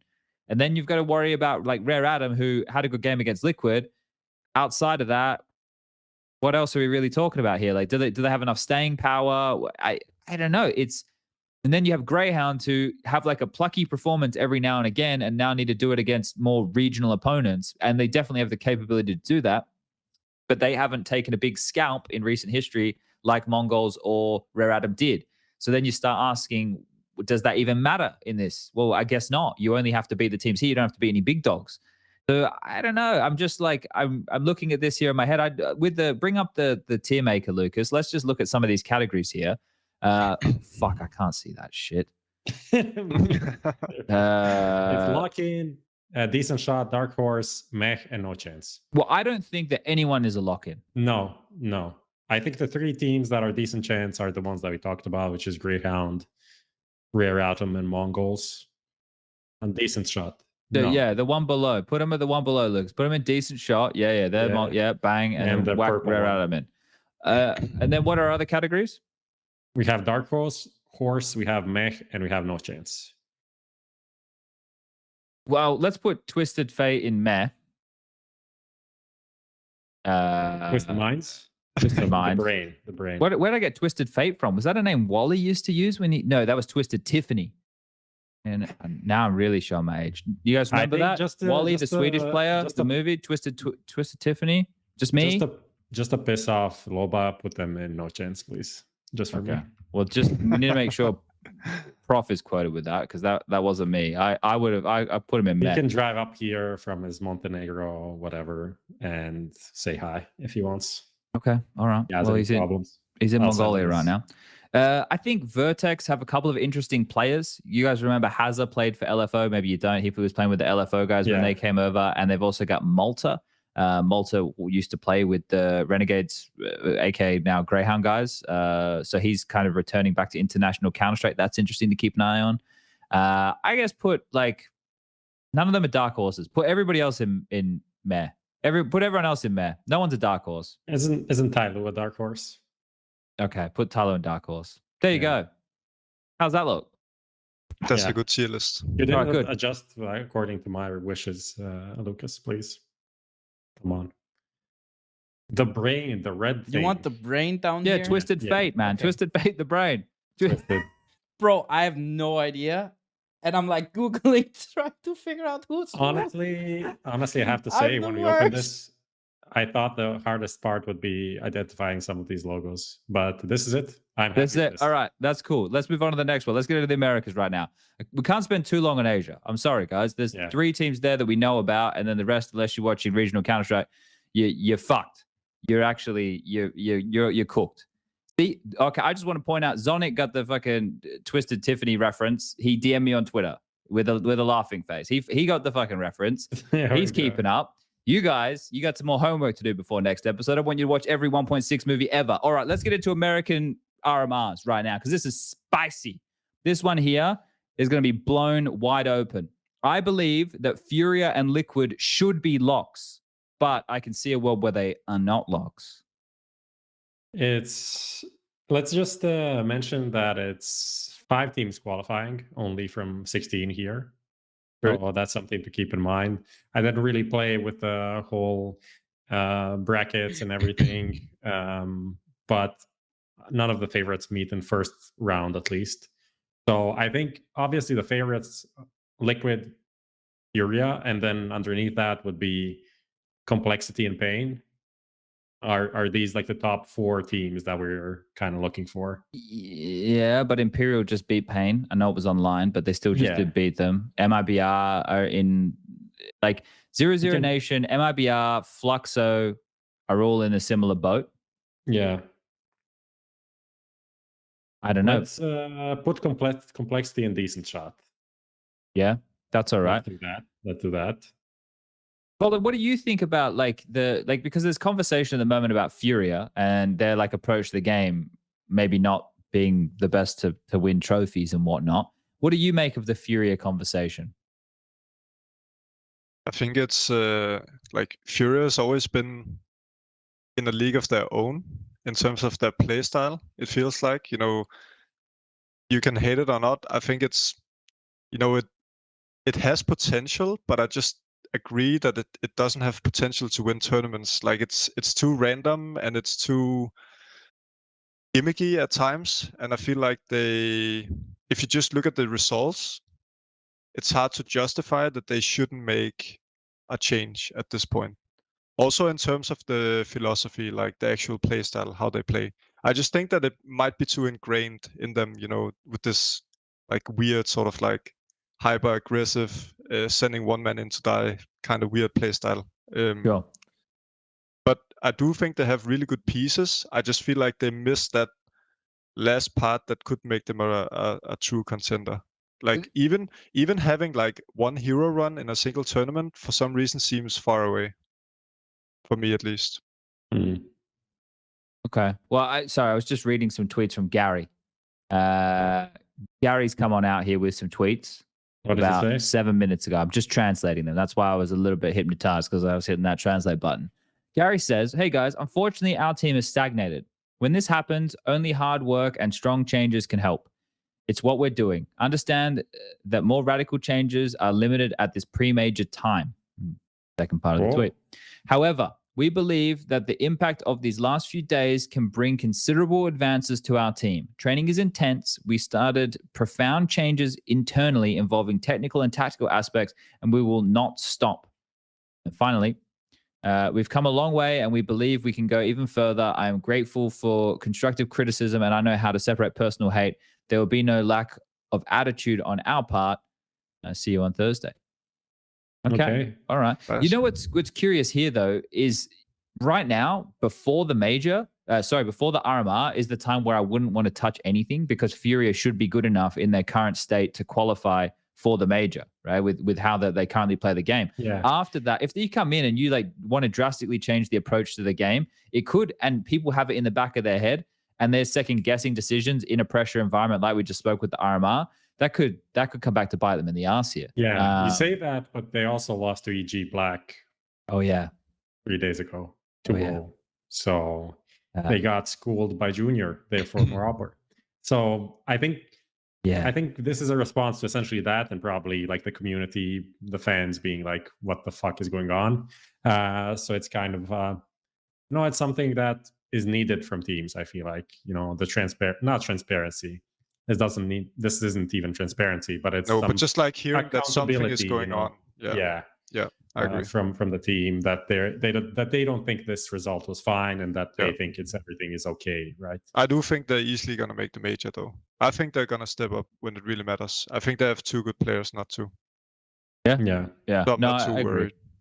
Yeah, and that's the same thing with Liquid. Like, it's hard to see them shitting the bed here. Like, we're in this environment, considering. But for the actual major, this tweet I think is not good. You know what I mean? Like, you would never, like, maybe they can have that sort of like last hurrah kind of thing where you actually make it to like a quarter, a random semifinal, maybe even. But at the end of the day, if you kind of know that the team is doomed after the major, then I don't know. I just don't think they're going to be able to beat the true contenders. Yeah, because the implication of the tweet is almost like we'd make a player change if we could. Right now, if there wasn't a major, that's the same which is thing. Interesting. Yeah, it's curious to see what's going to happen with that roster anyway. We've had a lot of discussion about Lucas? If you know the team is done like after the major, couldn't you have a last dance? I think we banned that term. I think we left that term. I think we left that term in like 2020, right? Or was it 2021? Maybe it was 2022, but we should have left that term in the past, and we should leave it there for probably another good couple of decades before we come back to that. Where are we at with this, gentlemen? We've got a whole bunch of logos here that nobody could pick out of a fucking lineup. Tell me which is on. Tell me a player, Prof, without looking, who is on solid. Yeah, they actually changed the name. That was like a different team. No, that's actually the team that I looked at their lineup, and I was like, I don't know a single player from this. Yeah. So I have a question for you, chat. Then. Yeah. Where do you put EG on this tier list? Well, the fact that they had an opportunity to go to the event, I would put them in the dark horse category. Because wouldn't this be the greatest comeback story of all time? Right? Just but entire Counter-Strike community, Valde, in a fucking echo chamber. You've seen it. That's how the movie starts. Just the entire, and then they get this one win, and they get on the blower, and they're out there shouting, pay attention, and then everyone pays attention, and then they shit the bed, and then they don't qualify for the RMR, and then last minute, some motherfucker slips over a banana peel, breaks his arm, can't go. They get the last minute call up. The little red phone rings. You see Vorborg. He's in the room. He picks it up. He's he's still got his slippers on. He hasn't left bed in a week, right? He gets out of bed. He picks up the phone. Hello? And then it's the fucking boss of EG screaming top of her lungs. We're going to the fucking RMRs. Get the boys together. And they just go fucking marching out there to Mexico and they get the job done. And you've never seen anything like it. And the people, they're up in arms. Kassad can't believe it. He's going to go live in fucking Cancun or some shit. And wait, the RMRs in Mexico. He's going to go live in Iceland or some shit. Like he doesn't know what to do with himself. He's out there now just cutting logs every day. EG are back. Completely disconnected from the internet. Can't go to Twitter. Yeah. But honestly, that's what Denmark did in Chad 92. kind of sold it with that speech. But then he calls the players and then they're like, fuck, we got to shut down Valorant. Fuck. Well, this is the problem, right? We all have assumptions that EG are changing roster, right? Isn't that why things have... Not even an assumption at this point. Yeah, well, but that's the... So right now, this is like what Lucas was saying about The Last Dance. It's like they're getting the Mighty Ducks back together. I mean, it's a second movie. It's supposed to be this. It's supposed to be like a new player in the roster. I'm pretty sure like the refresh thing happened. Like it's been talked about for so long that if they could, they'd have him in the roster. But can they? Because like Hex has already been playing with the second team, right? So True. He's not there. True. But can they have him? Will he be able to come? Like this team, realistically, how the fuck? The only thing they have going for them is like a bit less pressure, but there's still pressure because they're EG, right? To do something. But realistically, they're not expected to qualify from this. They shouldn't be. For me, I think I ranked them like 13th on my of like 16 teams here. Okay. It's hard to argue with that based off of the results of the team. I was just kind of, having some fun with it, everybody. I don't want anyone to get, people were take upset away. because like last episode you left when we were talking about like Stewie and EG. Yeah, but that's the problem. It's funny. People don't understand jokes. No, well, and also those two entities asked not to be spoken about, right? Stewie actively said, didn't he? Don't just leave me alone. Right? Wasn't that part of his little spiel? So I'm respecting his wishes, and it's the same with EG. They don't want to be spoken about in a negative light. Well, I don't have anything positive to say, so I'm not going to say anything at all. I'm respecting their wishes. So why would people get upset with me for being respectful? I don't know, Prof. I don't know anymore, man. All right, let's finish this fucking America's tier list so we can do good stuff. Can we put EG in no chance category, please? I don't want to do that because it'll age poorly. Can't we just leave him in Dark Horse and then I can come back and be like, yeah, look at, fuck it, put it there. There's video evidence. You have to make the decision here. We're having mom and dad are fighting, so we're involving the child to solve the issue. Okay, I'm gonna look in the Twitch chat and I'm gonna see the first guy who said where to put them. Oh shit! Okay, I like that. This is the real predictions. Let me see. Lock in. Lock in is the first response. No, we can't do that. Okay, I see. This is the first one. I see. EG equals no chance. Let's be realistic, please. So, yeah, that's it. All right. Well, the chat and Valde have spoken here. Only the chat. Only the chat. you know what I wouldn't mind putting Fluxo in the Dark Horse category. Yeah, I thought of that as well. Fluxo, yeah. Yeah. Yeah. They have some good players. Yeah. I think Phelps has never we've never seen. Can you just do the thing that we ask? I'm looking at this and I'm getting upset. I'm getting severe. Fluxo in Dark Horse, Lucas, in Dark Horse. There you go. That's what we're looking for. Okay. We were saying they have good players. Woody's in-game leading, right? VSM's on that team. Who's the new guy they brought in? Is that the AWPA? They brought a new guy in, didn't they? Over there. And QZ? No, he's on 0-0 Nation, and they have Next playing in the Taco. History. Yeah. Okay, and Lakalzi had a good showing as well earlier in the year. Yeah, he had a good showing earlier in the year. So I'm happy to put them there. Some of these other names, though, what's the category before no chance? May. All right, put nouns and YUR, whack them in there. I don't know anything. They might do some stuff, but I don't know. Put the Flamingos in there as well. Put Showtime and DQKS in there. Put them in the mare category. Put Solid in there. We don't know anything about them. Yell is still playing. Oh, Nathan's on this team. Venom Zero is a player. Have you ever heard of Venom Zero? That sounds fucking sick. This Venom Bestia Zero. team has how's this written? Oh, I'm completely. They have Lucan and Mare, and they're the old like sharks, not sharks. What were they called before? Jesus Christ! But essentially the Argentinians. So they have like they're also a decent team, but with how few spots there are, I feel like it's really difficult. Isrus, yeah, thank you guys. Did you read the comment in the Twitch chat about What did nouns? they say? About nouns? What do they say about nouns? He said like, nouns is a dark horse. I heard they've been boot camping in a castle. You know the reference. The Semphis Castle, yeah. I honestly think nouns are pretty like in the NA scene. They've been doing decently. They beat a bunch of these like team ones and teams of that caliber that have been playing there.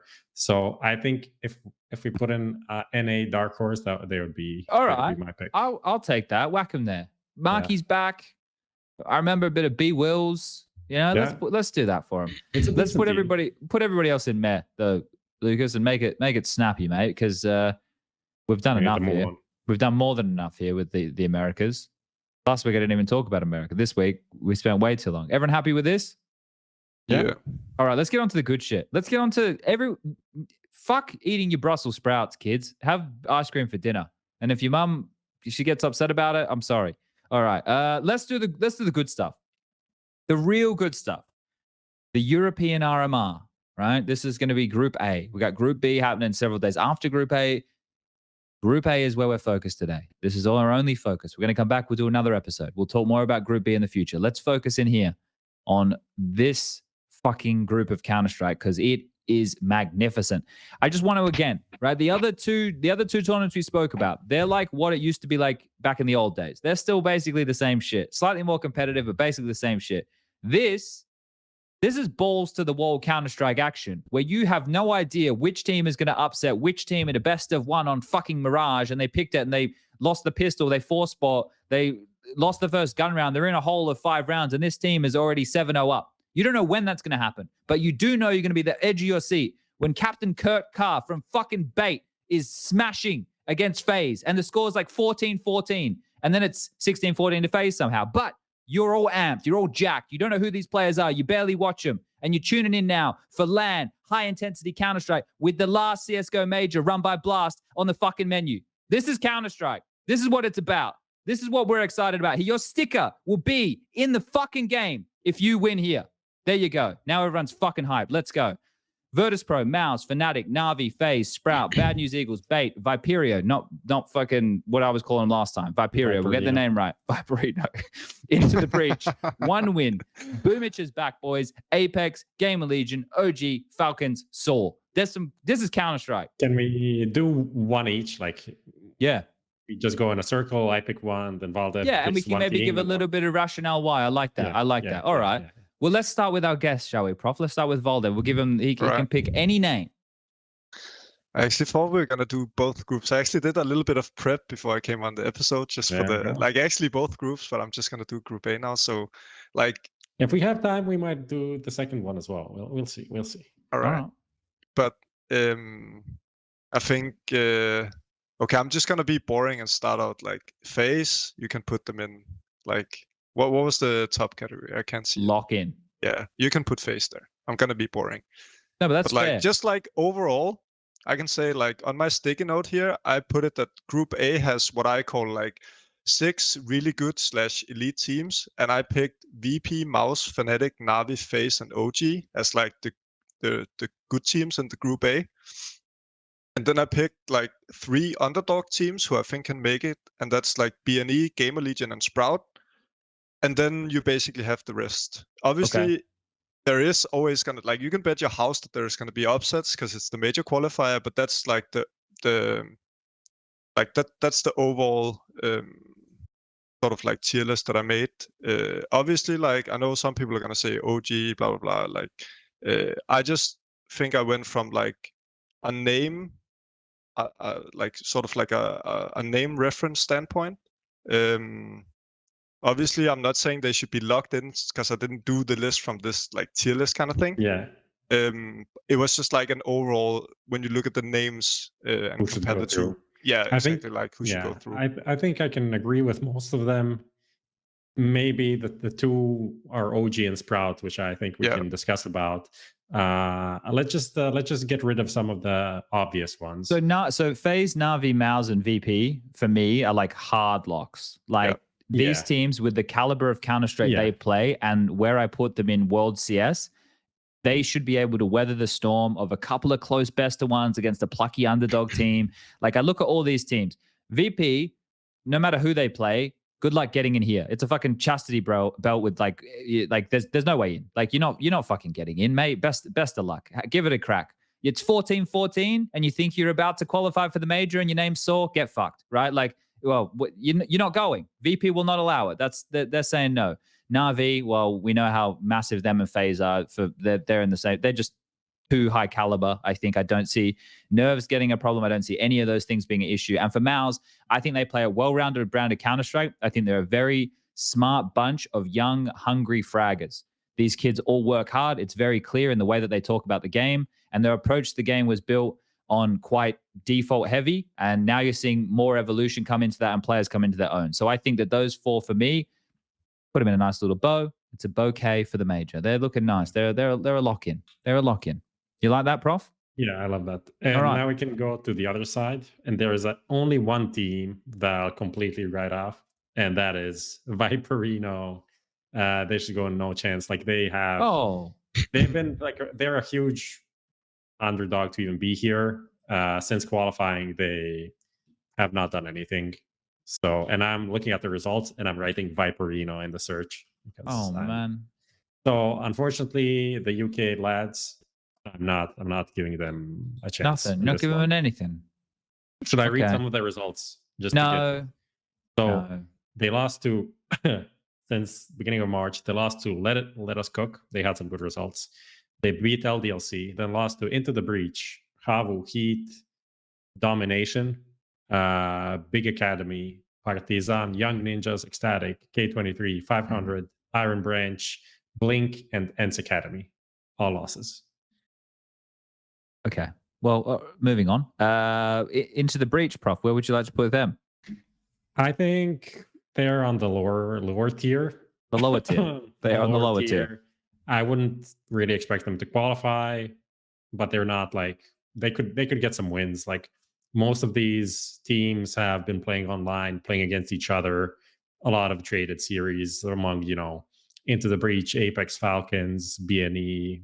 One win. They played a lot against each other. So obviously I don't see them going like a 0-3, maybe potentially, but could win a game or two. Okay. I have a weird conversation I want to bring to the table here, gentlemen. I have a new group of teams. The teams that like lack identity and personality. They're just they're still competitive, right? It's still can frag, they still understand how to play the game, they're still playing high level Counter-Strike, but they don't have what it takes to be the elite level. And in that bucket right now, there's two teams in this group for me. FNATIC and OG. Exactly. Yeah. Yeah. So they're not a dark horse for me. They're like they should qualify, right? Considering who they are and the field that they find themselves in. But like for me, they're meh. Yeah. When like you watch they're them, meh they're teams. meh. Yeah. They're meh. Yeah. Like I think Flames and Dexter, and like I could list off all the players on all these teams, right? I can do that until the cows come home. But the teams as a team are missing something. Like there's something missing. I understand where you're coming from, but when we do this tier list, for example, I feel like we're coming from a different point of view, right? Because you would, it's like about qualifying. They're definitely a decent shot to qualify. And then we need to put them in the decent shot, right? But I understand what Chad is saying. Like it feels like they're missing something in order to break into the where it gets really fun, right? Yeah. So when we do this tier list for the major, that's when that conversation really comes about. But in this group of teams, they should definitely be in that position. FNATIC have been really struggling over the last week or so. They got to the Pro League playoffs, got kind of smashed there, and then in the 2 qualifiers that they played, they played Dallas and they played something else. They did not really. I mean, no, they looked like a perform. limp dick. Yeah, they just walked into like a brothel and they were limp. They weren't ready to go. Side overpass, which was like they had a couple of good comebacks. Like they seemed lost in quite a few games. So that's not a good sign for the team, especially at this point. I agree. Yeah, I also think like if you're FNATIC and you have a promising team who've shown like some really good results in the past, then it's really hard, I think, to get to this kind of stage where you have the sort of like more depressing losses and things are not going your way. Then you need to be able to pull yourself back out of that hole, and you need to do it because the major is right around the corner, right? Yeah. So I think this is sort of like a make or break it moment for the FNATIC roster. But I still do feel like they should qualify because they have some really good like individuals on the team, and I think once we get to LAN and these qualifiers are forgotten, then I think they can, like, if they bring out their A game, I think they can. They should qualify. Yep. Yeah, I agree. I just think the thing is because I live in this world of when we just watch the like elite level events and watching them play there, they look a little bit like a fish out of water. And then I guess this is why some of the qualifier results hit me as like, well, if you can't even beat these guys, like what the fuck are we doing? But you're right, like the fact that it is the RMR to qualify for the major, like it's a different gear.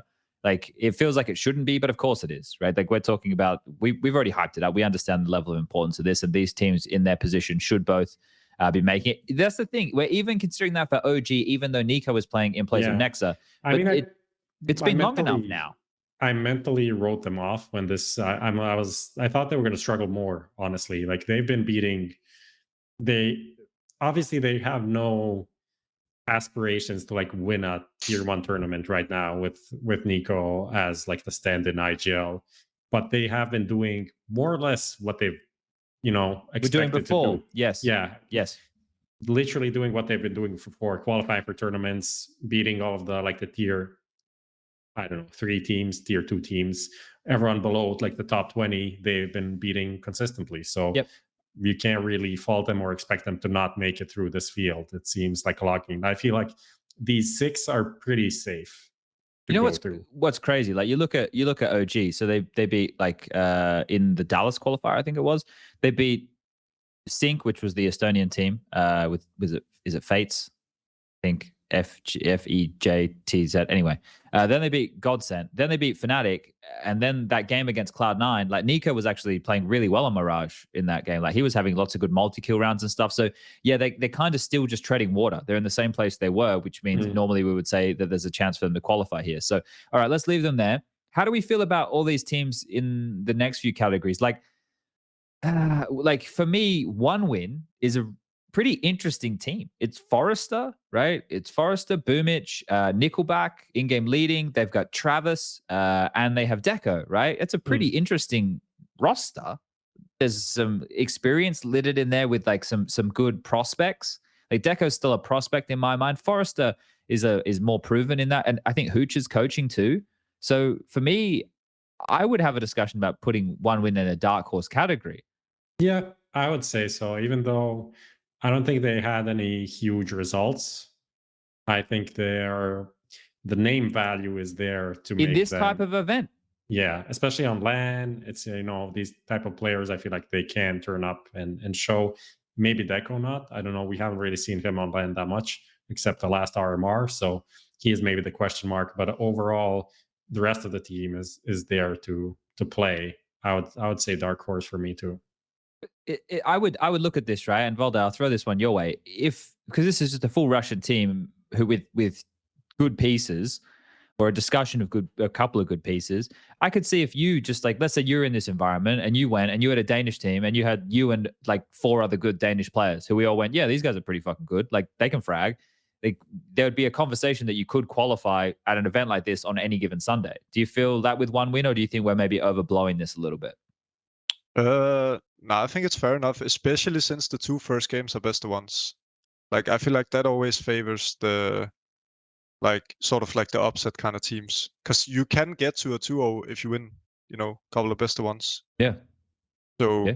and that's also the reason why I wanted to put GamerLegion and Sprout in there, because they have some really good individuals.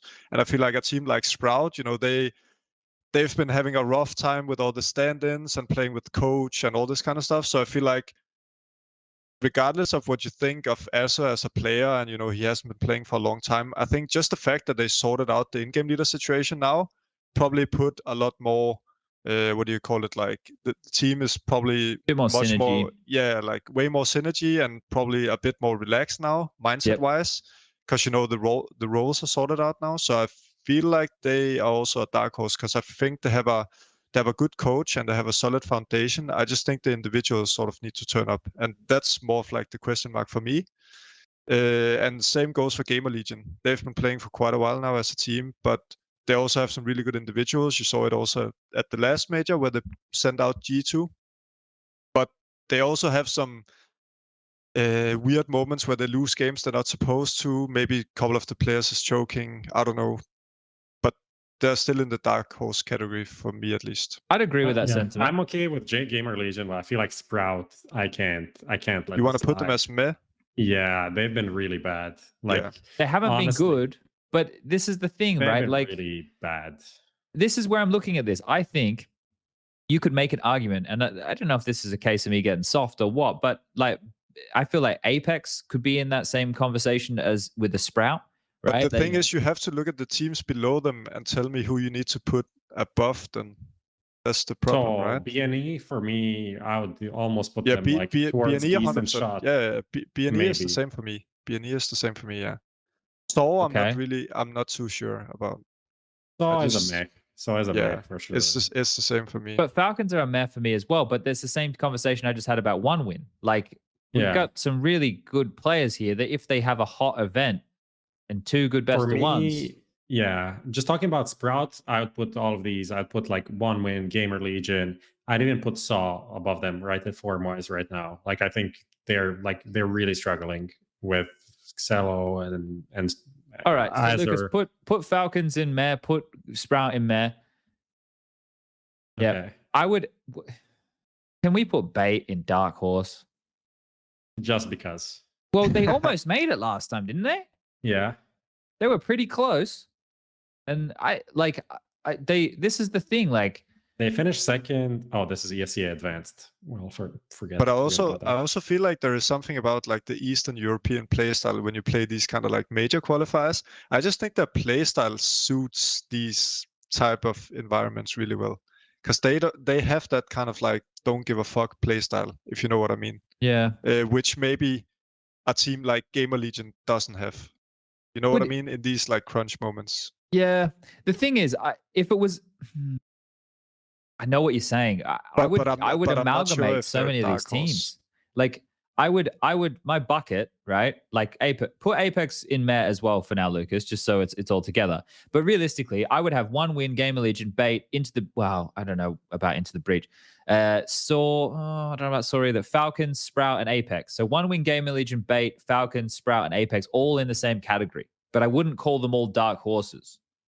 Yeah. You know what I mean? Like Dark Horse doesn't feel like it fits this group, because the thing is, with all of these names, we could sit here and we could paint the picture of what positives all of these teams have that could go right. Realistically, we can put Falcon, Sprout, and Apeks, just put them up one tier. Just push them up one tier. And I think that Falcon, Sprout, and Apeks.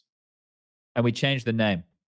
We can do whatever with the name, but if you look at these groups, it feels like it's somewhere, right? But then how can I put SAW at that level and put Bait at that level when both of them almost made it last time? What's wrong with my brain? Well, that was last time. That was a year ago or 6 months ago. SAW was a year ago. But SAW just played in Pro League, didn't they? Yeah. I mean, they're okay, but like I don't think they like I think they are the inverse. SAW is like fairly consistent at this level that they are. But you don't really expect them to elevate, especially because they're kind of an old team as well. And then you have Bait, which is like maybe they're not consistently competing, but when they are, you feel like they can make some magic. Okay. I feel Also, like but the Portuguese people are gonna fucking ruin us. They're gonna ruin us. that's what I'm saying. Like I'm not afraid of the people. I just think like Counter-Strike maths with this group of teams doesn't work. I can't sit here and go, yeah, but one win, and none of these results, guys, bang on. I'm just saying this. It's like I can't sit here and go 1 win beat GamerLegion, but Bait beat 1 win. So that means that Bait is better than 1 win and GamerLegion. Like I can't see it. Like I can't do that. Like that's not fair. There's two. Change the Dark Horse category to could make some magic happen. It's a bit long, but I like it. All right. And then now bring Saw up. I like this. There we go. I like this change. You like that? You like that? Yeah, and then now only the UK hates us. Way better. Now only and they're not even part of Europe anymore. So who really gives a fuck? They shouldn't even be in the EU RMR. So what are we talking? You know? Kind of UK stuff. Right? Yeah. Yeah. Okay. How do we feel? We feel like we like this? Yeah. This is. I think this describes pretty much how chaotic in a way the group is. Like I feel like the 4 top spots, that's where it is. But the other 4 are pretty much up for contention. Like one of these FNATIC, OG, BNE is probably not going to make it. I have a funny question for you, Chet. Are you ready? Okay. Yeah. If you had to pick one from the top tier who's not going to make it, who would you pick? It could also be from the second line, I guess. Oh, if it was from if I had to pick from the first or second line, it would probably be You know, there's always one team that disappoints really bad. Yeah. I feel like that's a given every single time, even though you feel like there is all these favorites. I feel like there's always one team that really disappoints in the major cycle. So there's 2 that I feel have more pressure than some of the others. Like OG still are in this like limbo period, and I think it'd be important for them if they lose and they don't qualify. But I don't think it'll be as like catastrophic for a lot of the pieces of the team if it was FNATIC. I think FNATIC have a lot of pressure going into this event to perform, which might give them performance anxiety, and they might just shrivel up, right, and not be able to do what they need to do. On the other side of things, Bad News Eagles are a team that also has a lot on the line because their entire calendar year basically is just the majors, right? So they do play other stuff, don't get me wrong, but everyone knows Bad News Eagles for when so I feel like the pressure on those 2 out of the 7 names we have there is some of the highest. Obviously, FaZe, NAVI, they go without saying, but I'm going to think if one was going to falter, in my mind, it will be FNATIC because they will just play. They will play 2. Let them make the first move style of Counter-Strike, right? Like they can default very well. They can react very well. But I feel like in this environment, they need to be the ones swinging. Dictating, yeah. Yeah. They play very reactively, right? So that could be an issue. Yeah. Who do you think, Valde? I'm pretty much on the same page as you. I think the 4 names at the top are simply too good to not make it. So it would be a little bit weird to sit and find some like explanation as why they shouldn't. So I'm kind of on board with you. Yeah, it's like you're right though. There is always one team that walks away from this fucking heartbroken, isn't there? Yeah, that's the name of the game. Exactly, and that's why we love watching because the emotions are so high, and we, someone has to lose. We can't all win, and we all hate losing, and we all love winning. That's the moral of the story. Winning good. If you had to pick one of these Magic teams, then who'd you pick? I like this, Valde. All right, if I had to pick one of these, I would go so far out of the box here that people won't even be able to fucking, you won't even. Oh, that's what, so if I had to build like an actual, all right, if I was going to pull some logic here, I think that the team with the most potential out of all those names is probably, and I know that Prof, he thinks it's some bad results and he's right, but I think the team with the most potential is actually Sprout. Because I think like Stare and Lonks, like I think amazing. Yeah. They are very, very good Counter-Strike players. Zyphon's back on the team now, right? I couldn't keep up for a while there. I also think he is very good. He is very young, and I think he is very good. I have questions about Zello. He has not lived up to the hype yet. And I also still have questions for my countrymen in terms of what he can contribute. But I spoke to Aaron a little bit. He came and joined Rushley's TeamSpeak, and we played some pugs and stuff. And he was very like honest with me. He's like, yeah, I have to just fucking grind. I have to, if I'm not playing, I have to be watching demos. And if I'm not watching demos, I have to be doing something Counter-Strike related. He's very aware of the situation he's in. Yeah, I think I would probably go with Sprout. Who would you go with? For me, it's between Sprout or GamerLegion. Okay, so they haven't changed roster, right? They've actually they've kept everybody. So Yeah. GamerLegion are interesting in that regard. I just feel like they have a couple of good pieces, and like obviously it's a while back, but just like practicing them, it felt like, at least in practice, obviously I'm speaking from like a couple of months ago, but they were really good at taking risk. But the big deal for me is obviously going to be like, are they going to take the same risk and have the same balls when you get to the major qualifier? Like that's the obvious thing, right? Like it's always going to be easier in practice when there's like nothing on the line. Practice doesn't matter, blah, blah, blah. But I could see them upsetting some teams and doing some magic. And, if Acor, for example, pops off individually, like he did at the last major qualifier, then I think they have a chance. Do you feel, though, that it was more beneficial for them being such an outsider last time? Right? Like they were off of most people's radars. 100%. Like it's always like that. If you're a complete dark horse and nobody expects you to do anything, and then you actually do something, that like it's always gonna be easier pressure-wise when people don't expect stuff from you. And that's the thing. I feel like if they're going up against teams of like, well, that have the status of being like more of an underdog than they are, that could be a problem. I feel 100%. If they can get matched up against some of these higher seeded teams, then maybe they put themselves in a.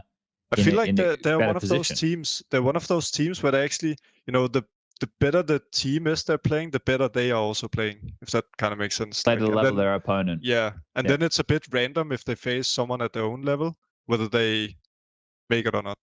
Well, that's the thing, right? Because we always talk about the high-level Counter-Strike at the moment between the top-tier teams. Like some of these moves and like the counter moves and the anti-stratting and they knew we did this last time. That's its own game within itself. But now in a best of one, it's like roll in. If you can call like a good string of gun rounds, like even then you can win a half. Yep. Which is crazy. Like all you need is one good gimmick or one set piece, and now they're doubting what that means, or they're reacting differently. They're like, they did this last time, And in the context, I guess the one thing you have now is the 30-second timeouts to kind of be able to solve those problems, but it could still be one of the, especially against other. I can see GamerLegion bouncing back.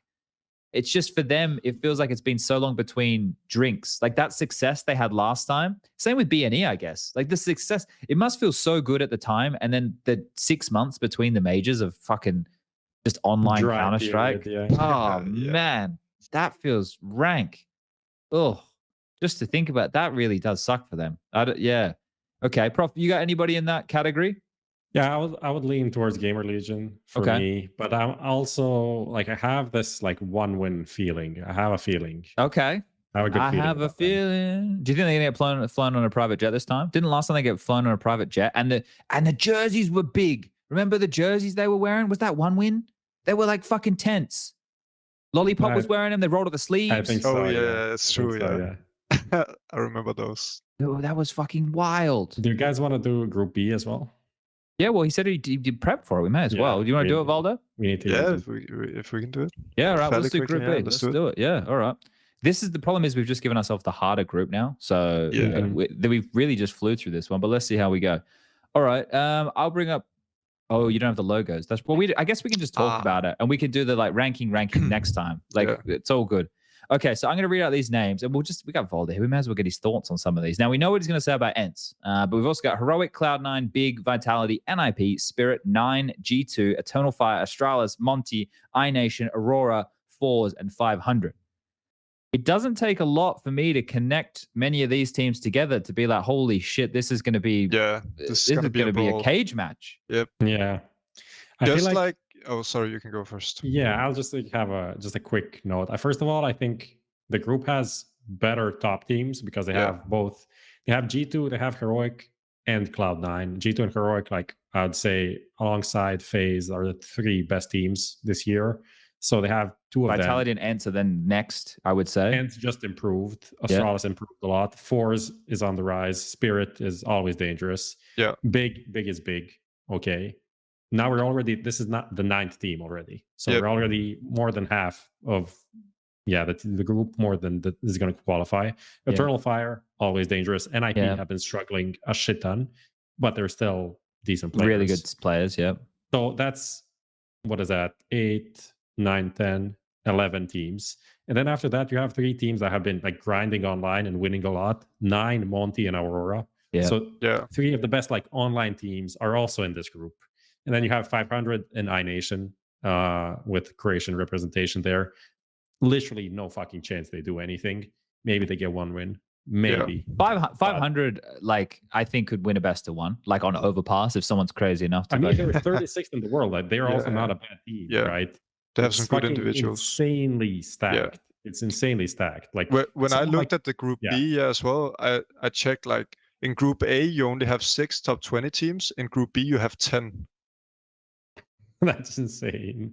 Like just when I looked at the rankings, right? And I went almost the same as you, Prof. I went like, again, I didn't do the tiers. I just like the name value. I have the 9 teams like Heroic, C9, Big, ENCE, Vitality, NIP, Spirit, G2, Astralis. And then you can put Forster as well. So that's actually 10. And then I also had like 500, Monty, Eternal Fire, 9, and Aurora. And then the rest I don't care about. But then like that's 16 or like 15 teams that's gonna battle out for what is it like? What was 8 spots. 8 There's spots. also the last chance. And also, by the way, in this Group B, isn't it? It's the group that only has 3 legend spots, right? And the Group A has 4. Wait, is that is true. That's oh my funny. god! What so the fuck? So that is also something to keep in mind, that there is gonna be an even tougher battle for the legend spots, and that matters a lot, you know, for the stickers, for example. You know, like I think overall, you know, obviously just making it to the major is gonna be a win for every team, but you know, you want that legend spot. Yeah. Well, skipping that whole extra week of competition for sure. That's that right there. I guess when you factor all those things in, and I understand like with the seedings and stuff, and when and where they were done. Like I get change, how exactly right, but it just looks like we get a warm up. Like Group A is like the undercard for Group B, which is like a challenger stage in itself. Like it's gonna be some crazy CS, and then you've got this last chance qualifier, which is 6 teams who then all play off in this like some form of a fucking thing. It's not.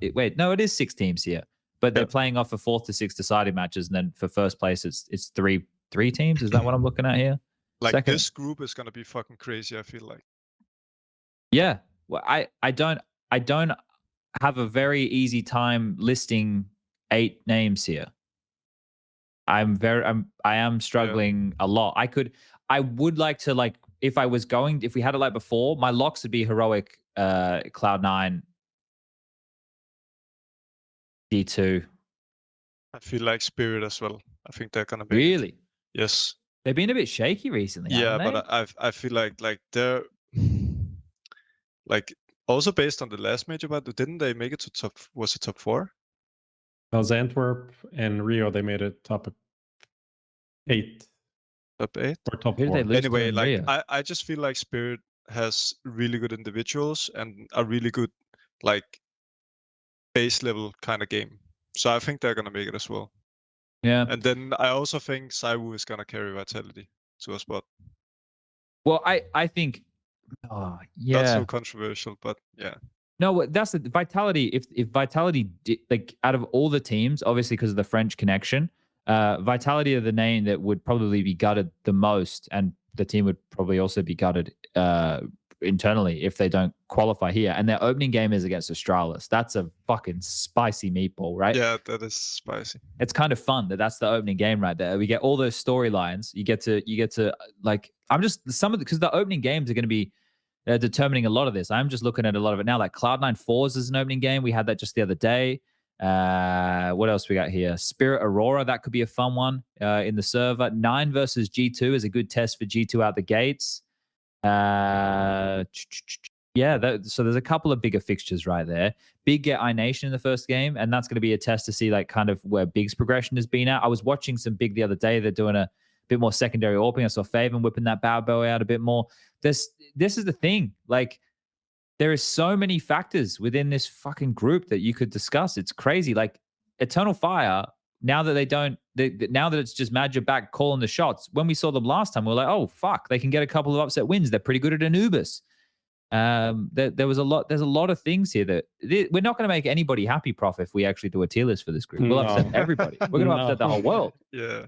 I mean, it's going to be kind of impossible to predict anything. I mean, for me, maybe we could do the same as before. Like, pick a name that everybody's probably how is thinking NiP is gonna how make is NiP going to qualify Yeah, for this?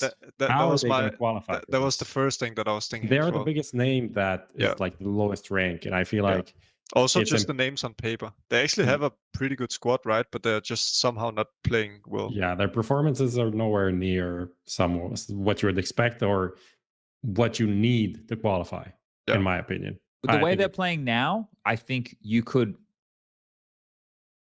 lightly confidently say they're not going to qualify. Yeah. Slightly confidently. That's because I don't just want to say like confidently, but I think the first game for them is gonna matter so much. You know what I mean? Like, let's say you get let's say you get the first win, and guys like Config is rolling, Res is rolling, maybe Alexi's feeling it. They're starting against Eternal Fire. I can see, then I can see that they can have like a decent run and make it, like not flawlessly, obviously, but that they can make it. But if they get a bad start, you know what I mean, and they lose to one of these like meh teams, then I think it's gonna be a tough time. That's kind of how I see it. Let's throw some of these your way then Valde. So out of the lot here and taking NIP out of that list because we already have them like walking on thin ice, likely not to make it across, going to get frozen in the Ice Age. Who else of the top names? Because I think we would consider Heroic, Cloud9, Vitality, G2, ENCE, Spirit. At that point, like that's the upper echelon of Counter-Strike competing semi-regularly right now. Are there any names there that you think are on thin ice as well? No.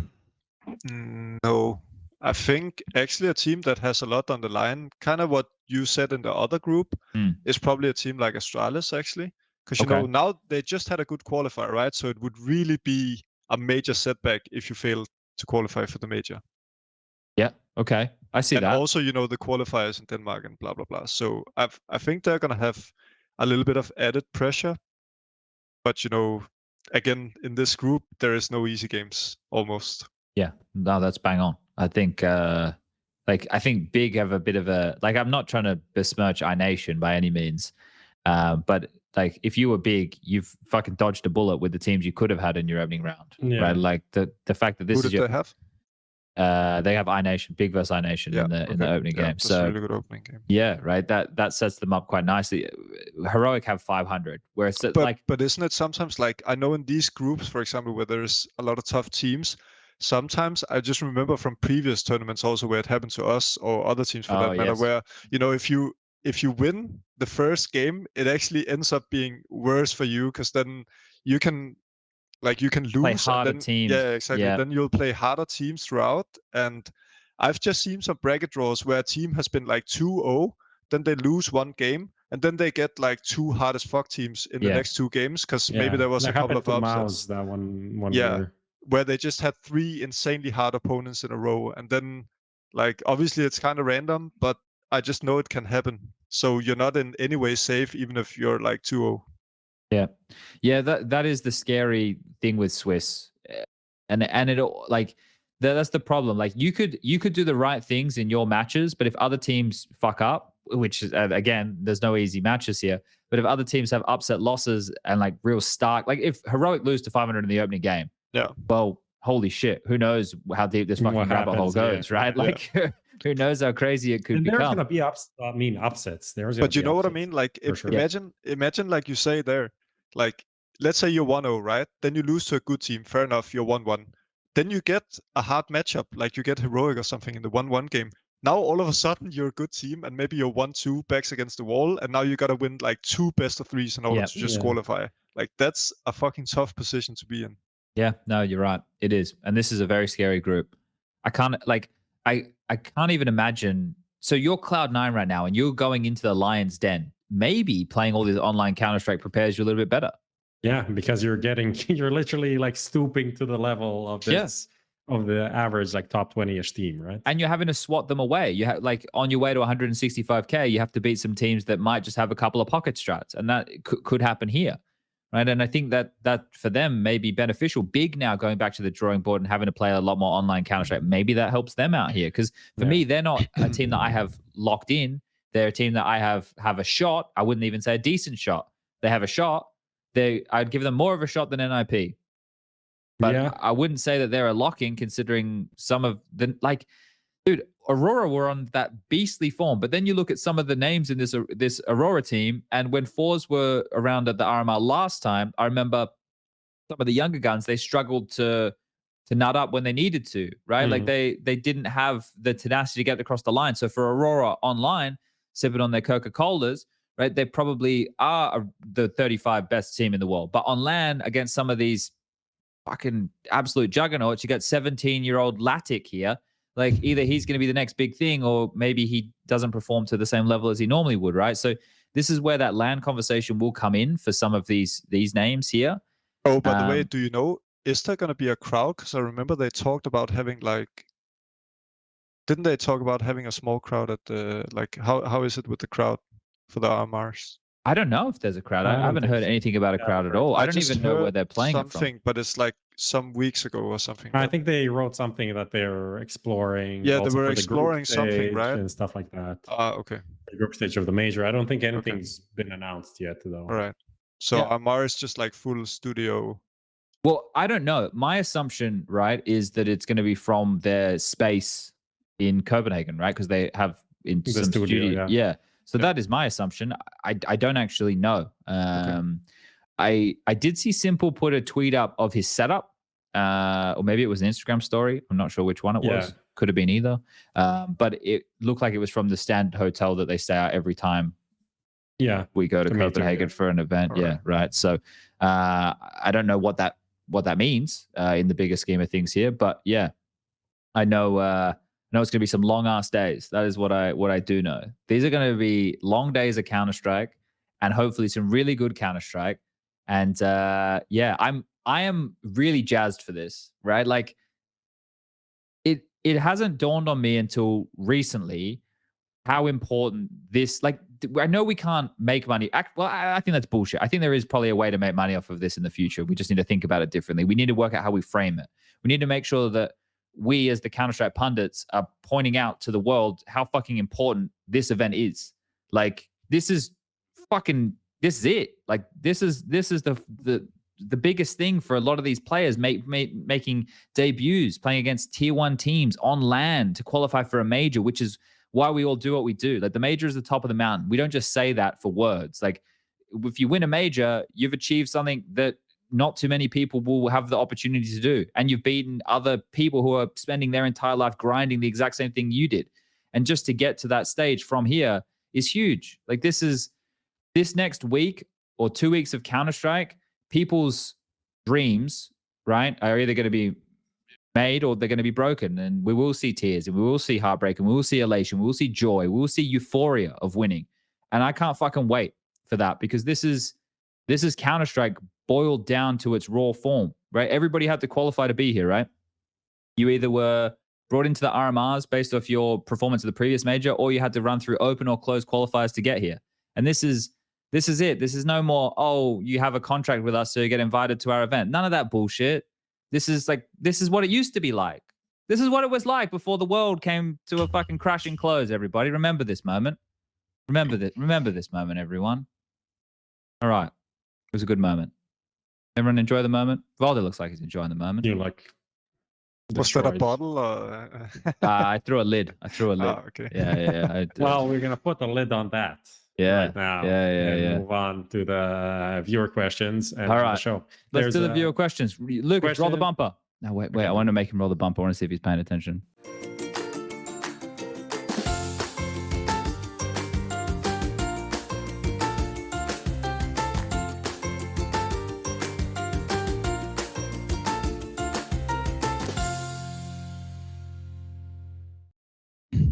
What's happening in the room next door is my girlfriend is playing Mirage, and the score right now is 11-10. So as you can imagine, it's gonna be heating up very shortly over there. Yeah, I'll just use this moment. I had some frustrations today. I decided to play Counter-Strike on my own. Oh dear. And I queued in, and it's nothing big. This happens all the time, but I don't understand why it happens. So I queue in, and I get like a short dust 2 because of course there's only dust 2 to play on the limited testing. Yes. And that's fine. I understand not everyone's going to try hard or anything.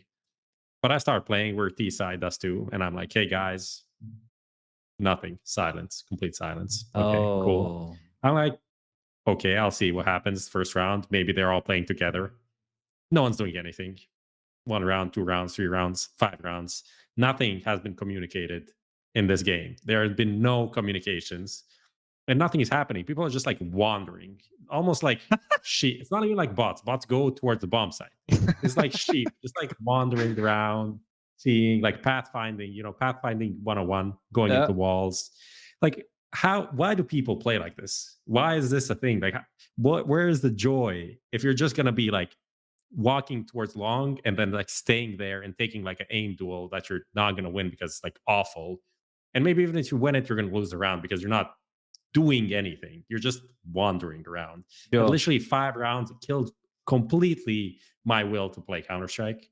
And did you finish the game? No, I didn't. I rage quit and I got food, and I'm not even gonna play a short game because it's so pointless. It's just look, awful. Let me say this, Prof. I think at the moment, if you're looking to get enjoyment by playing CS2, you're in the wrong neighborhood. I've stopped loading it up. I'm not even at all. I'm just trying to like play the game to see how I know. This is not playing the game. This is just, what is this? Like, no, I'm aware, but because it's so limited, the amount of people who have access, you'd see, just look at what like Owner Pixel puts out on his stuff. Like, he's looking at people that he's queuing against or his friends, like, or whatever, and these are people who hardly ever play the game.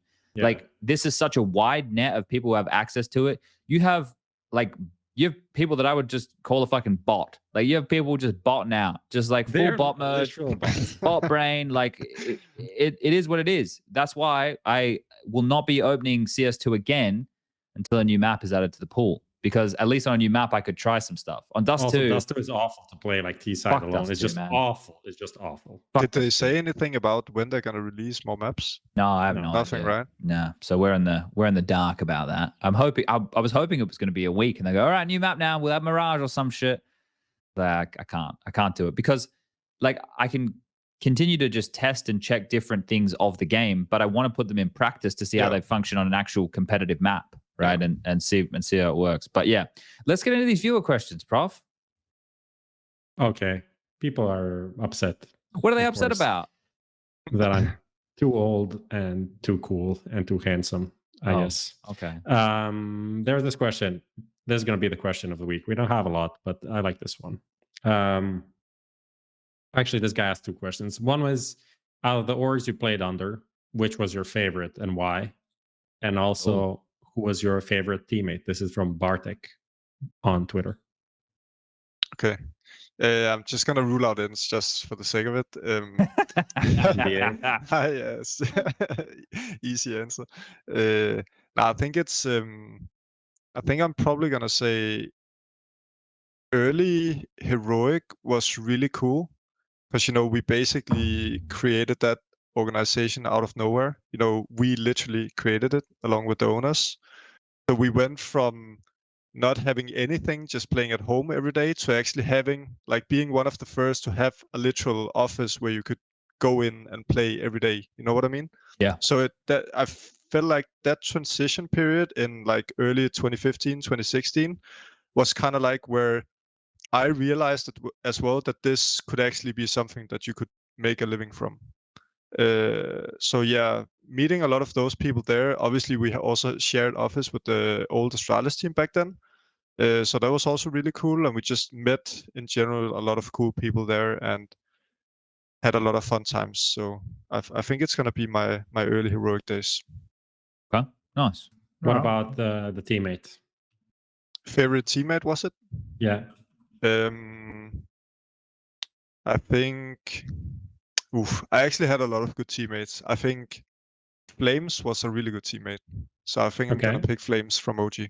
He seems like a good kid, right? Yeah, like he's a really good kid. Yeah. He's got a great attitude, man. Yeah, like, he's got a great attitude and he's really funny. Like, it's like he's what do you call it? He doesn't eat meat. Yeah. So I remember when we had our first boot camp in Denmark, we went to a pizzeria just to get some pizza, you know, all basic stuff. Then he wanted to order a margarita pizza, and you all know like what is a margarita pizza? Yep. It's like with just plain Cheese, bit of tomato. exactly right. Yep. And then the waiter comes out, and Flames looks at him, and he's like, "There is no chicken on the margarita pizza, right?" And it's like we're all just crying, laughing because it's just so fucking stupid, you know. Well, I hope he got the right answer. Imagine if his margarita pizza came out full of chicken. I mean, That'd be a real change.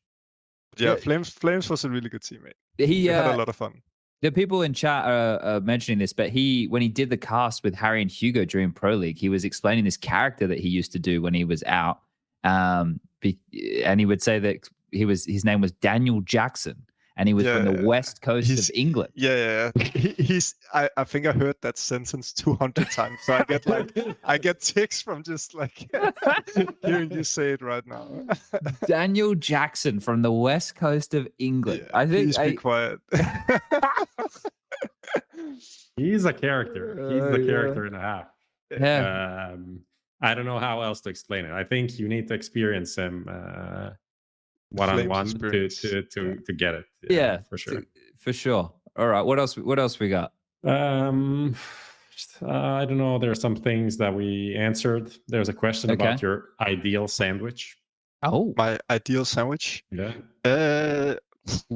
I'm gonna say club sandwich with the chicken, bacon, and curry dressing. Curry. That's okay. Yes. That's out of left field right there. I mean, you can get it in Denmark. I'll be happy to show you. It's really good. Where do you get it in Joe and the Juice? No, actually not. No, actually not. You guys have this crazy sandwich shop. Yeah, we have a crazy sandwich shop, which is like insane. It's in like downtown Copenhagen. Fuck, maybe that's the one I kept ordering from. It's really, really good. I've got to find this. Maybe it sounds fresh when I explained like. Is it Eclipse? But no, it's not Eclipse. Fuck. Eclipse sandwich, Valdo. We used to, so when we were in that TV. I didn't try that one, so maybe I need to try that one. It might not be anywhere near as good, but we used to, was it TV2? MTG, basically when MTG used to own ESL. We used to go do stuff from there. And I remember, I think I saw you one day walking to work from the hotel and you were like in the streets. I'm pretty sure I did see you. Near that little park and the train. And yeah, maybe. This was years ago. But I used to order from this place to get sandwiches, right? And it was like, we were doing Pro League late into the night. And this sandwich, the catering was no good, right? It was just the sandwich. I ordered it every day. It was the best thing I could have. The sandwich was like, you know, you get into the end of the Pro League day and you've got this sandwich saved in the fridge. And you fucking know how good this sandwich is. Everyone loved the sandwich. Everybody wanted the sandwich. And one day, sandwiches went missing. Oh. We're in a big TV office and people just fucking, they took the sandwiches from the fridge. That's and bad. It was that was the highlight of my day removed. Low lights. So he still has the trauma from. Yeah, it'll live with me forever, I think. So you know, it was really sad. But then there was never any. We never found out who took the sandwiches. The sandwiches were just gone. So it was a little bit sad. There's this interesting question, maybe. Oxfizz on Twitter says, what were the teams that, or a team that surprised you in scrims, but later failed to show that level of play in officials? Oof, that's a good question. Now you're going to say, like, let me think. Me with ENCE. That would have been hilarious, but no, I'm not going to say that. Okay, I don't know if this is a... I'm actually going to pick the old Cloud9 team with the... when they had the ENCE. No, ENCE. Oh, this one. Okay. Because, like, I know they won a couple of tournaments, but they were just the fucking most insane team to practice against. I think I've heard a lot of people say the same thing, but they played pretty much perfect Counter-Strike when you in scrims. You know, they never made mistakes. Even if it was they're leading 17-4 in a scrim, right? And they had a after plan where they already won the round. Like, none of them were hunting. You know, like, normally people just, not even troll, but people just hunt for the sake of hunting. You know, you just want to kill. It's practice. You already won the scrim, whatever. But they always played so systematical and so like it was so much discipline, right? So it felt like it was an official game, and Sure. you had to put in 110% if you wanted to win the preg. So that was always like a fun feeling that you knew, okay, if we have Cloud9 in preg today, then we gotta try hard. Otherwise, we're gonna get smashed. That's kind of cool, though. And in in the official games, for some reason, it just didn't really feel like they ever reached that level. And now they obviously made a Rust change and they have a different player. But I feel like that old lineup actually played perfect CS, and they had some. I think they also had the perfect roles on the team. Everybody knew what they had to do, but for some reason, I don't know, it just never seemed to click for them in the crunch moments at the big tournaments. Oh, nice. Yeah, they're gonna be my pick. Yeah, Nice. some people in chat are like, we're confused about 17-4 score lines. I know. Oh yeah, you play all 30 rounds. Yeah, you play all 30 rounds. And no, that has been explained in chat, but like for people on the VOD or the podcast, of course, I think it's we take all of these things for granted, but there's always new people coming in, and they start following from the top, and then they go a bit deeper, and then we. But just what I mean is, a lot of the times when you practice, the team that reaches 16 rounds, like you would have won the game if it was a real game. So then you maybe start letting off the gas a little bit, right? But they always played like 110%, like until the last round every time. That's cool. That's really good. Good Every discipline. time. Yeah. All right. Nice. We got anything else on that list, Prof? No. Actually, there's one question. We can end after this. There's from chat, and the guy has been or girl has been very patient with the question, and the question is Valde's most tilting pro match. Oh, most tilting pro match. Yeah. Most tilting pro match. I think. Okay, I have an old memory and I have a new one. I think the new one was actually the online qualifier I played with ENCE, where we had the ESEA client connection issues. Oh, yes. Where 3 of us was having these random. It wasn't even a lag spike. It was like 5 seconds where you couldn't do anything. And on my screen, I was completely frozen, and on 2 of my teammates as well. But the other team was like completely normal, just killing us. And it always happened. It wasn't in spawn, in buy time where it's like, okay, whatever, we can maybe live with it. It was always when they were like executing on the bomb side, and we just got fucked. of course. Yeah, the worst I think possible moment. that was pretty tilting, yeah. Yeah, I think that after that game that you guys had there, that's when we discussed like it was not only one show, game, actually. by the way. It was like, I think it was like 2 or 3 games in a row. Yeah, where it happened. because I remember we had this conversation, and this is the problem. Like I saw the other day, GamerLegion were having issues with this as well. But like I can't every time there's an issue with the ESEA come on and say the same thing. Like we all know that there's no reason for that client to exist anymore. Yeah. They own both FACEIT and ESEA. We also so why asked are the we same keeping questions. Why can't we just go on the FaCeIT client? Exactly. But there's never any issues. What the fuck is going on? Like, yeah, it's a bit weird. It's just that business model that they have with the ESEA is a money sink, right? I don't know if they're making any money from it. Just consolidate the two, and maybe this is the problem. And I hate this fucking answer. And this is when I'm going corporate. This is when I'm corporate. You need to put the hate flames myself. on his picture now. This is the bit where corporate Chad just starts creeping out because he starts to understand these things, and then they go, yeah, but the company's only just merged, Chad, and it's 2 big businesses, and we have to work out how we're going to put the 2 of them together. But I don't give a fuck. Why are we still using ESEA? We shouldn't be. Just get rid of it. Just use FaceIt. Just use FaceIt. Everybody uses FaceIt. The AC is much better. Let's just use FaceIt and we won't have any problems. If we keep using ESEA, we'll keep having problems, and then people will have matches where shit goes wrong. And then what they're going to do is they're going to talk shit about your product and say it sucks, because it does suck. It's simple. That's really easy. Let's stop using it. No more ESEA. Can we please just use FaceIt? Why are we using ESEA? Someone explain to me. Someone explain it. Someone reach out and explain it. I mean, you're gonna get it's going to die now anyway, Chad. Oh, yeah, that's right. They're just not going to update it for the Source 2 engine. And that's it. It's dead. It's gone this summer. That's actually, you've solved it, Lucas. Yeah. It's you, working. Volvo. They earn money probably somehow with all the leaks, and it's going to die this summer. Everything moves to FaceIt. What's they're going to update that and easy. What's the old tilting memory? Valde.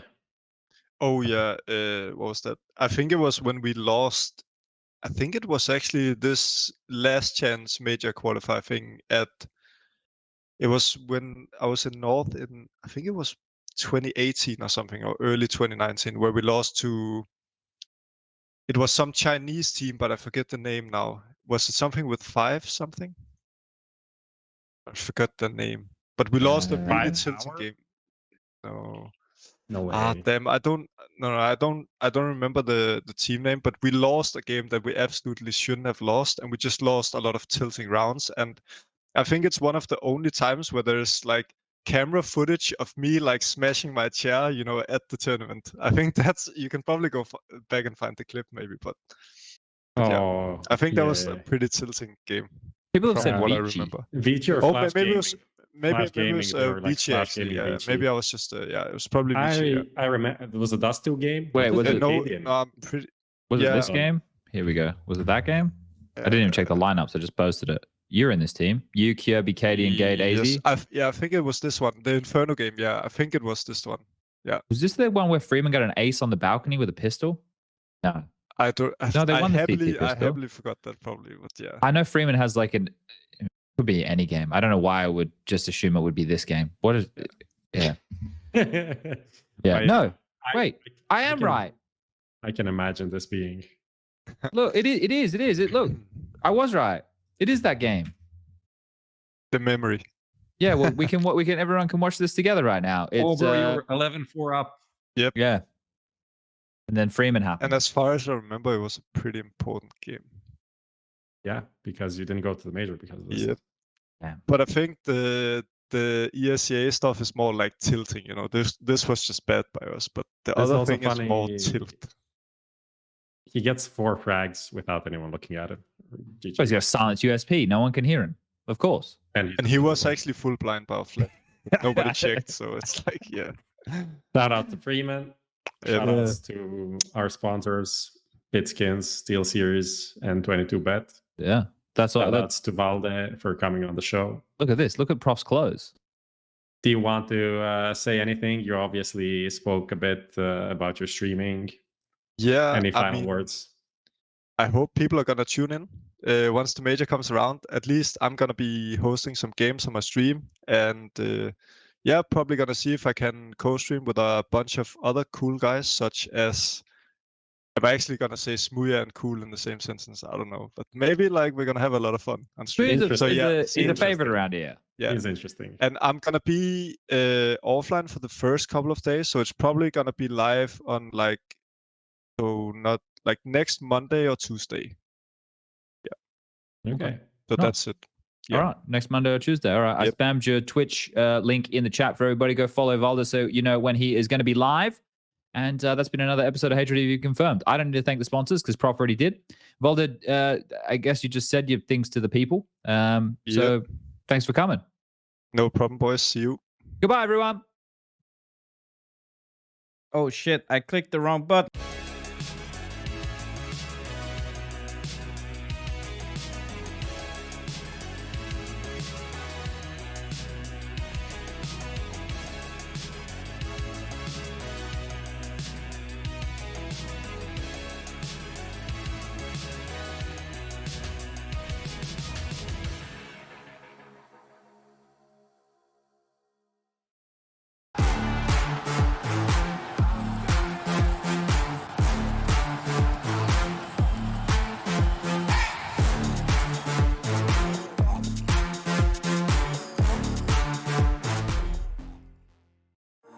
Finally, I found what I was looking for.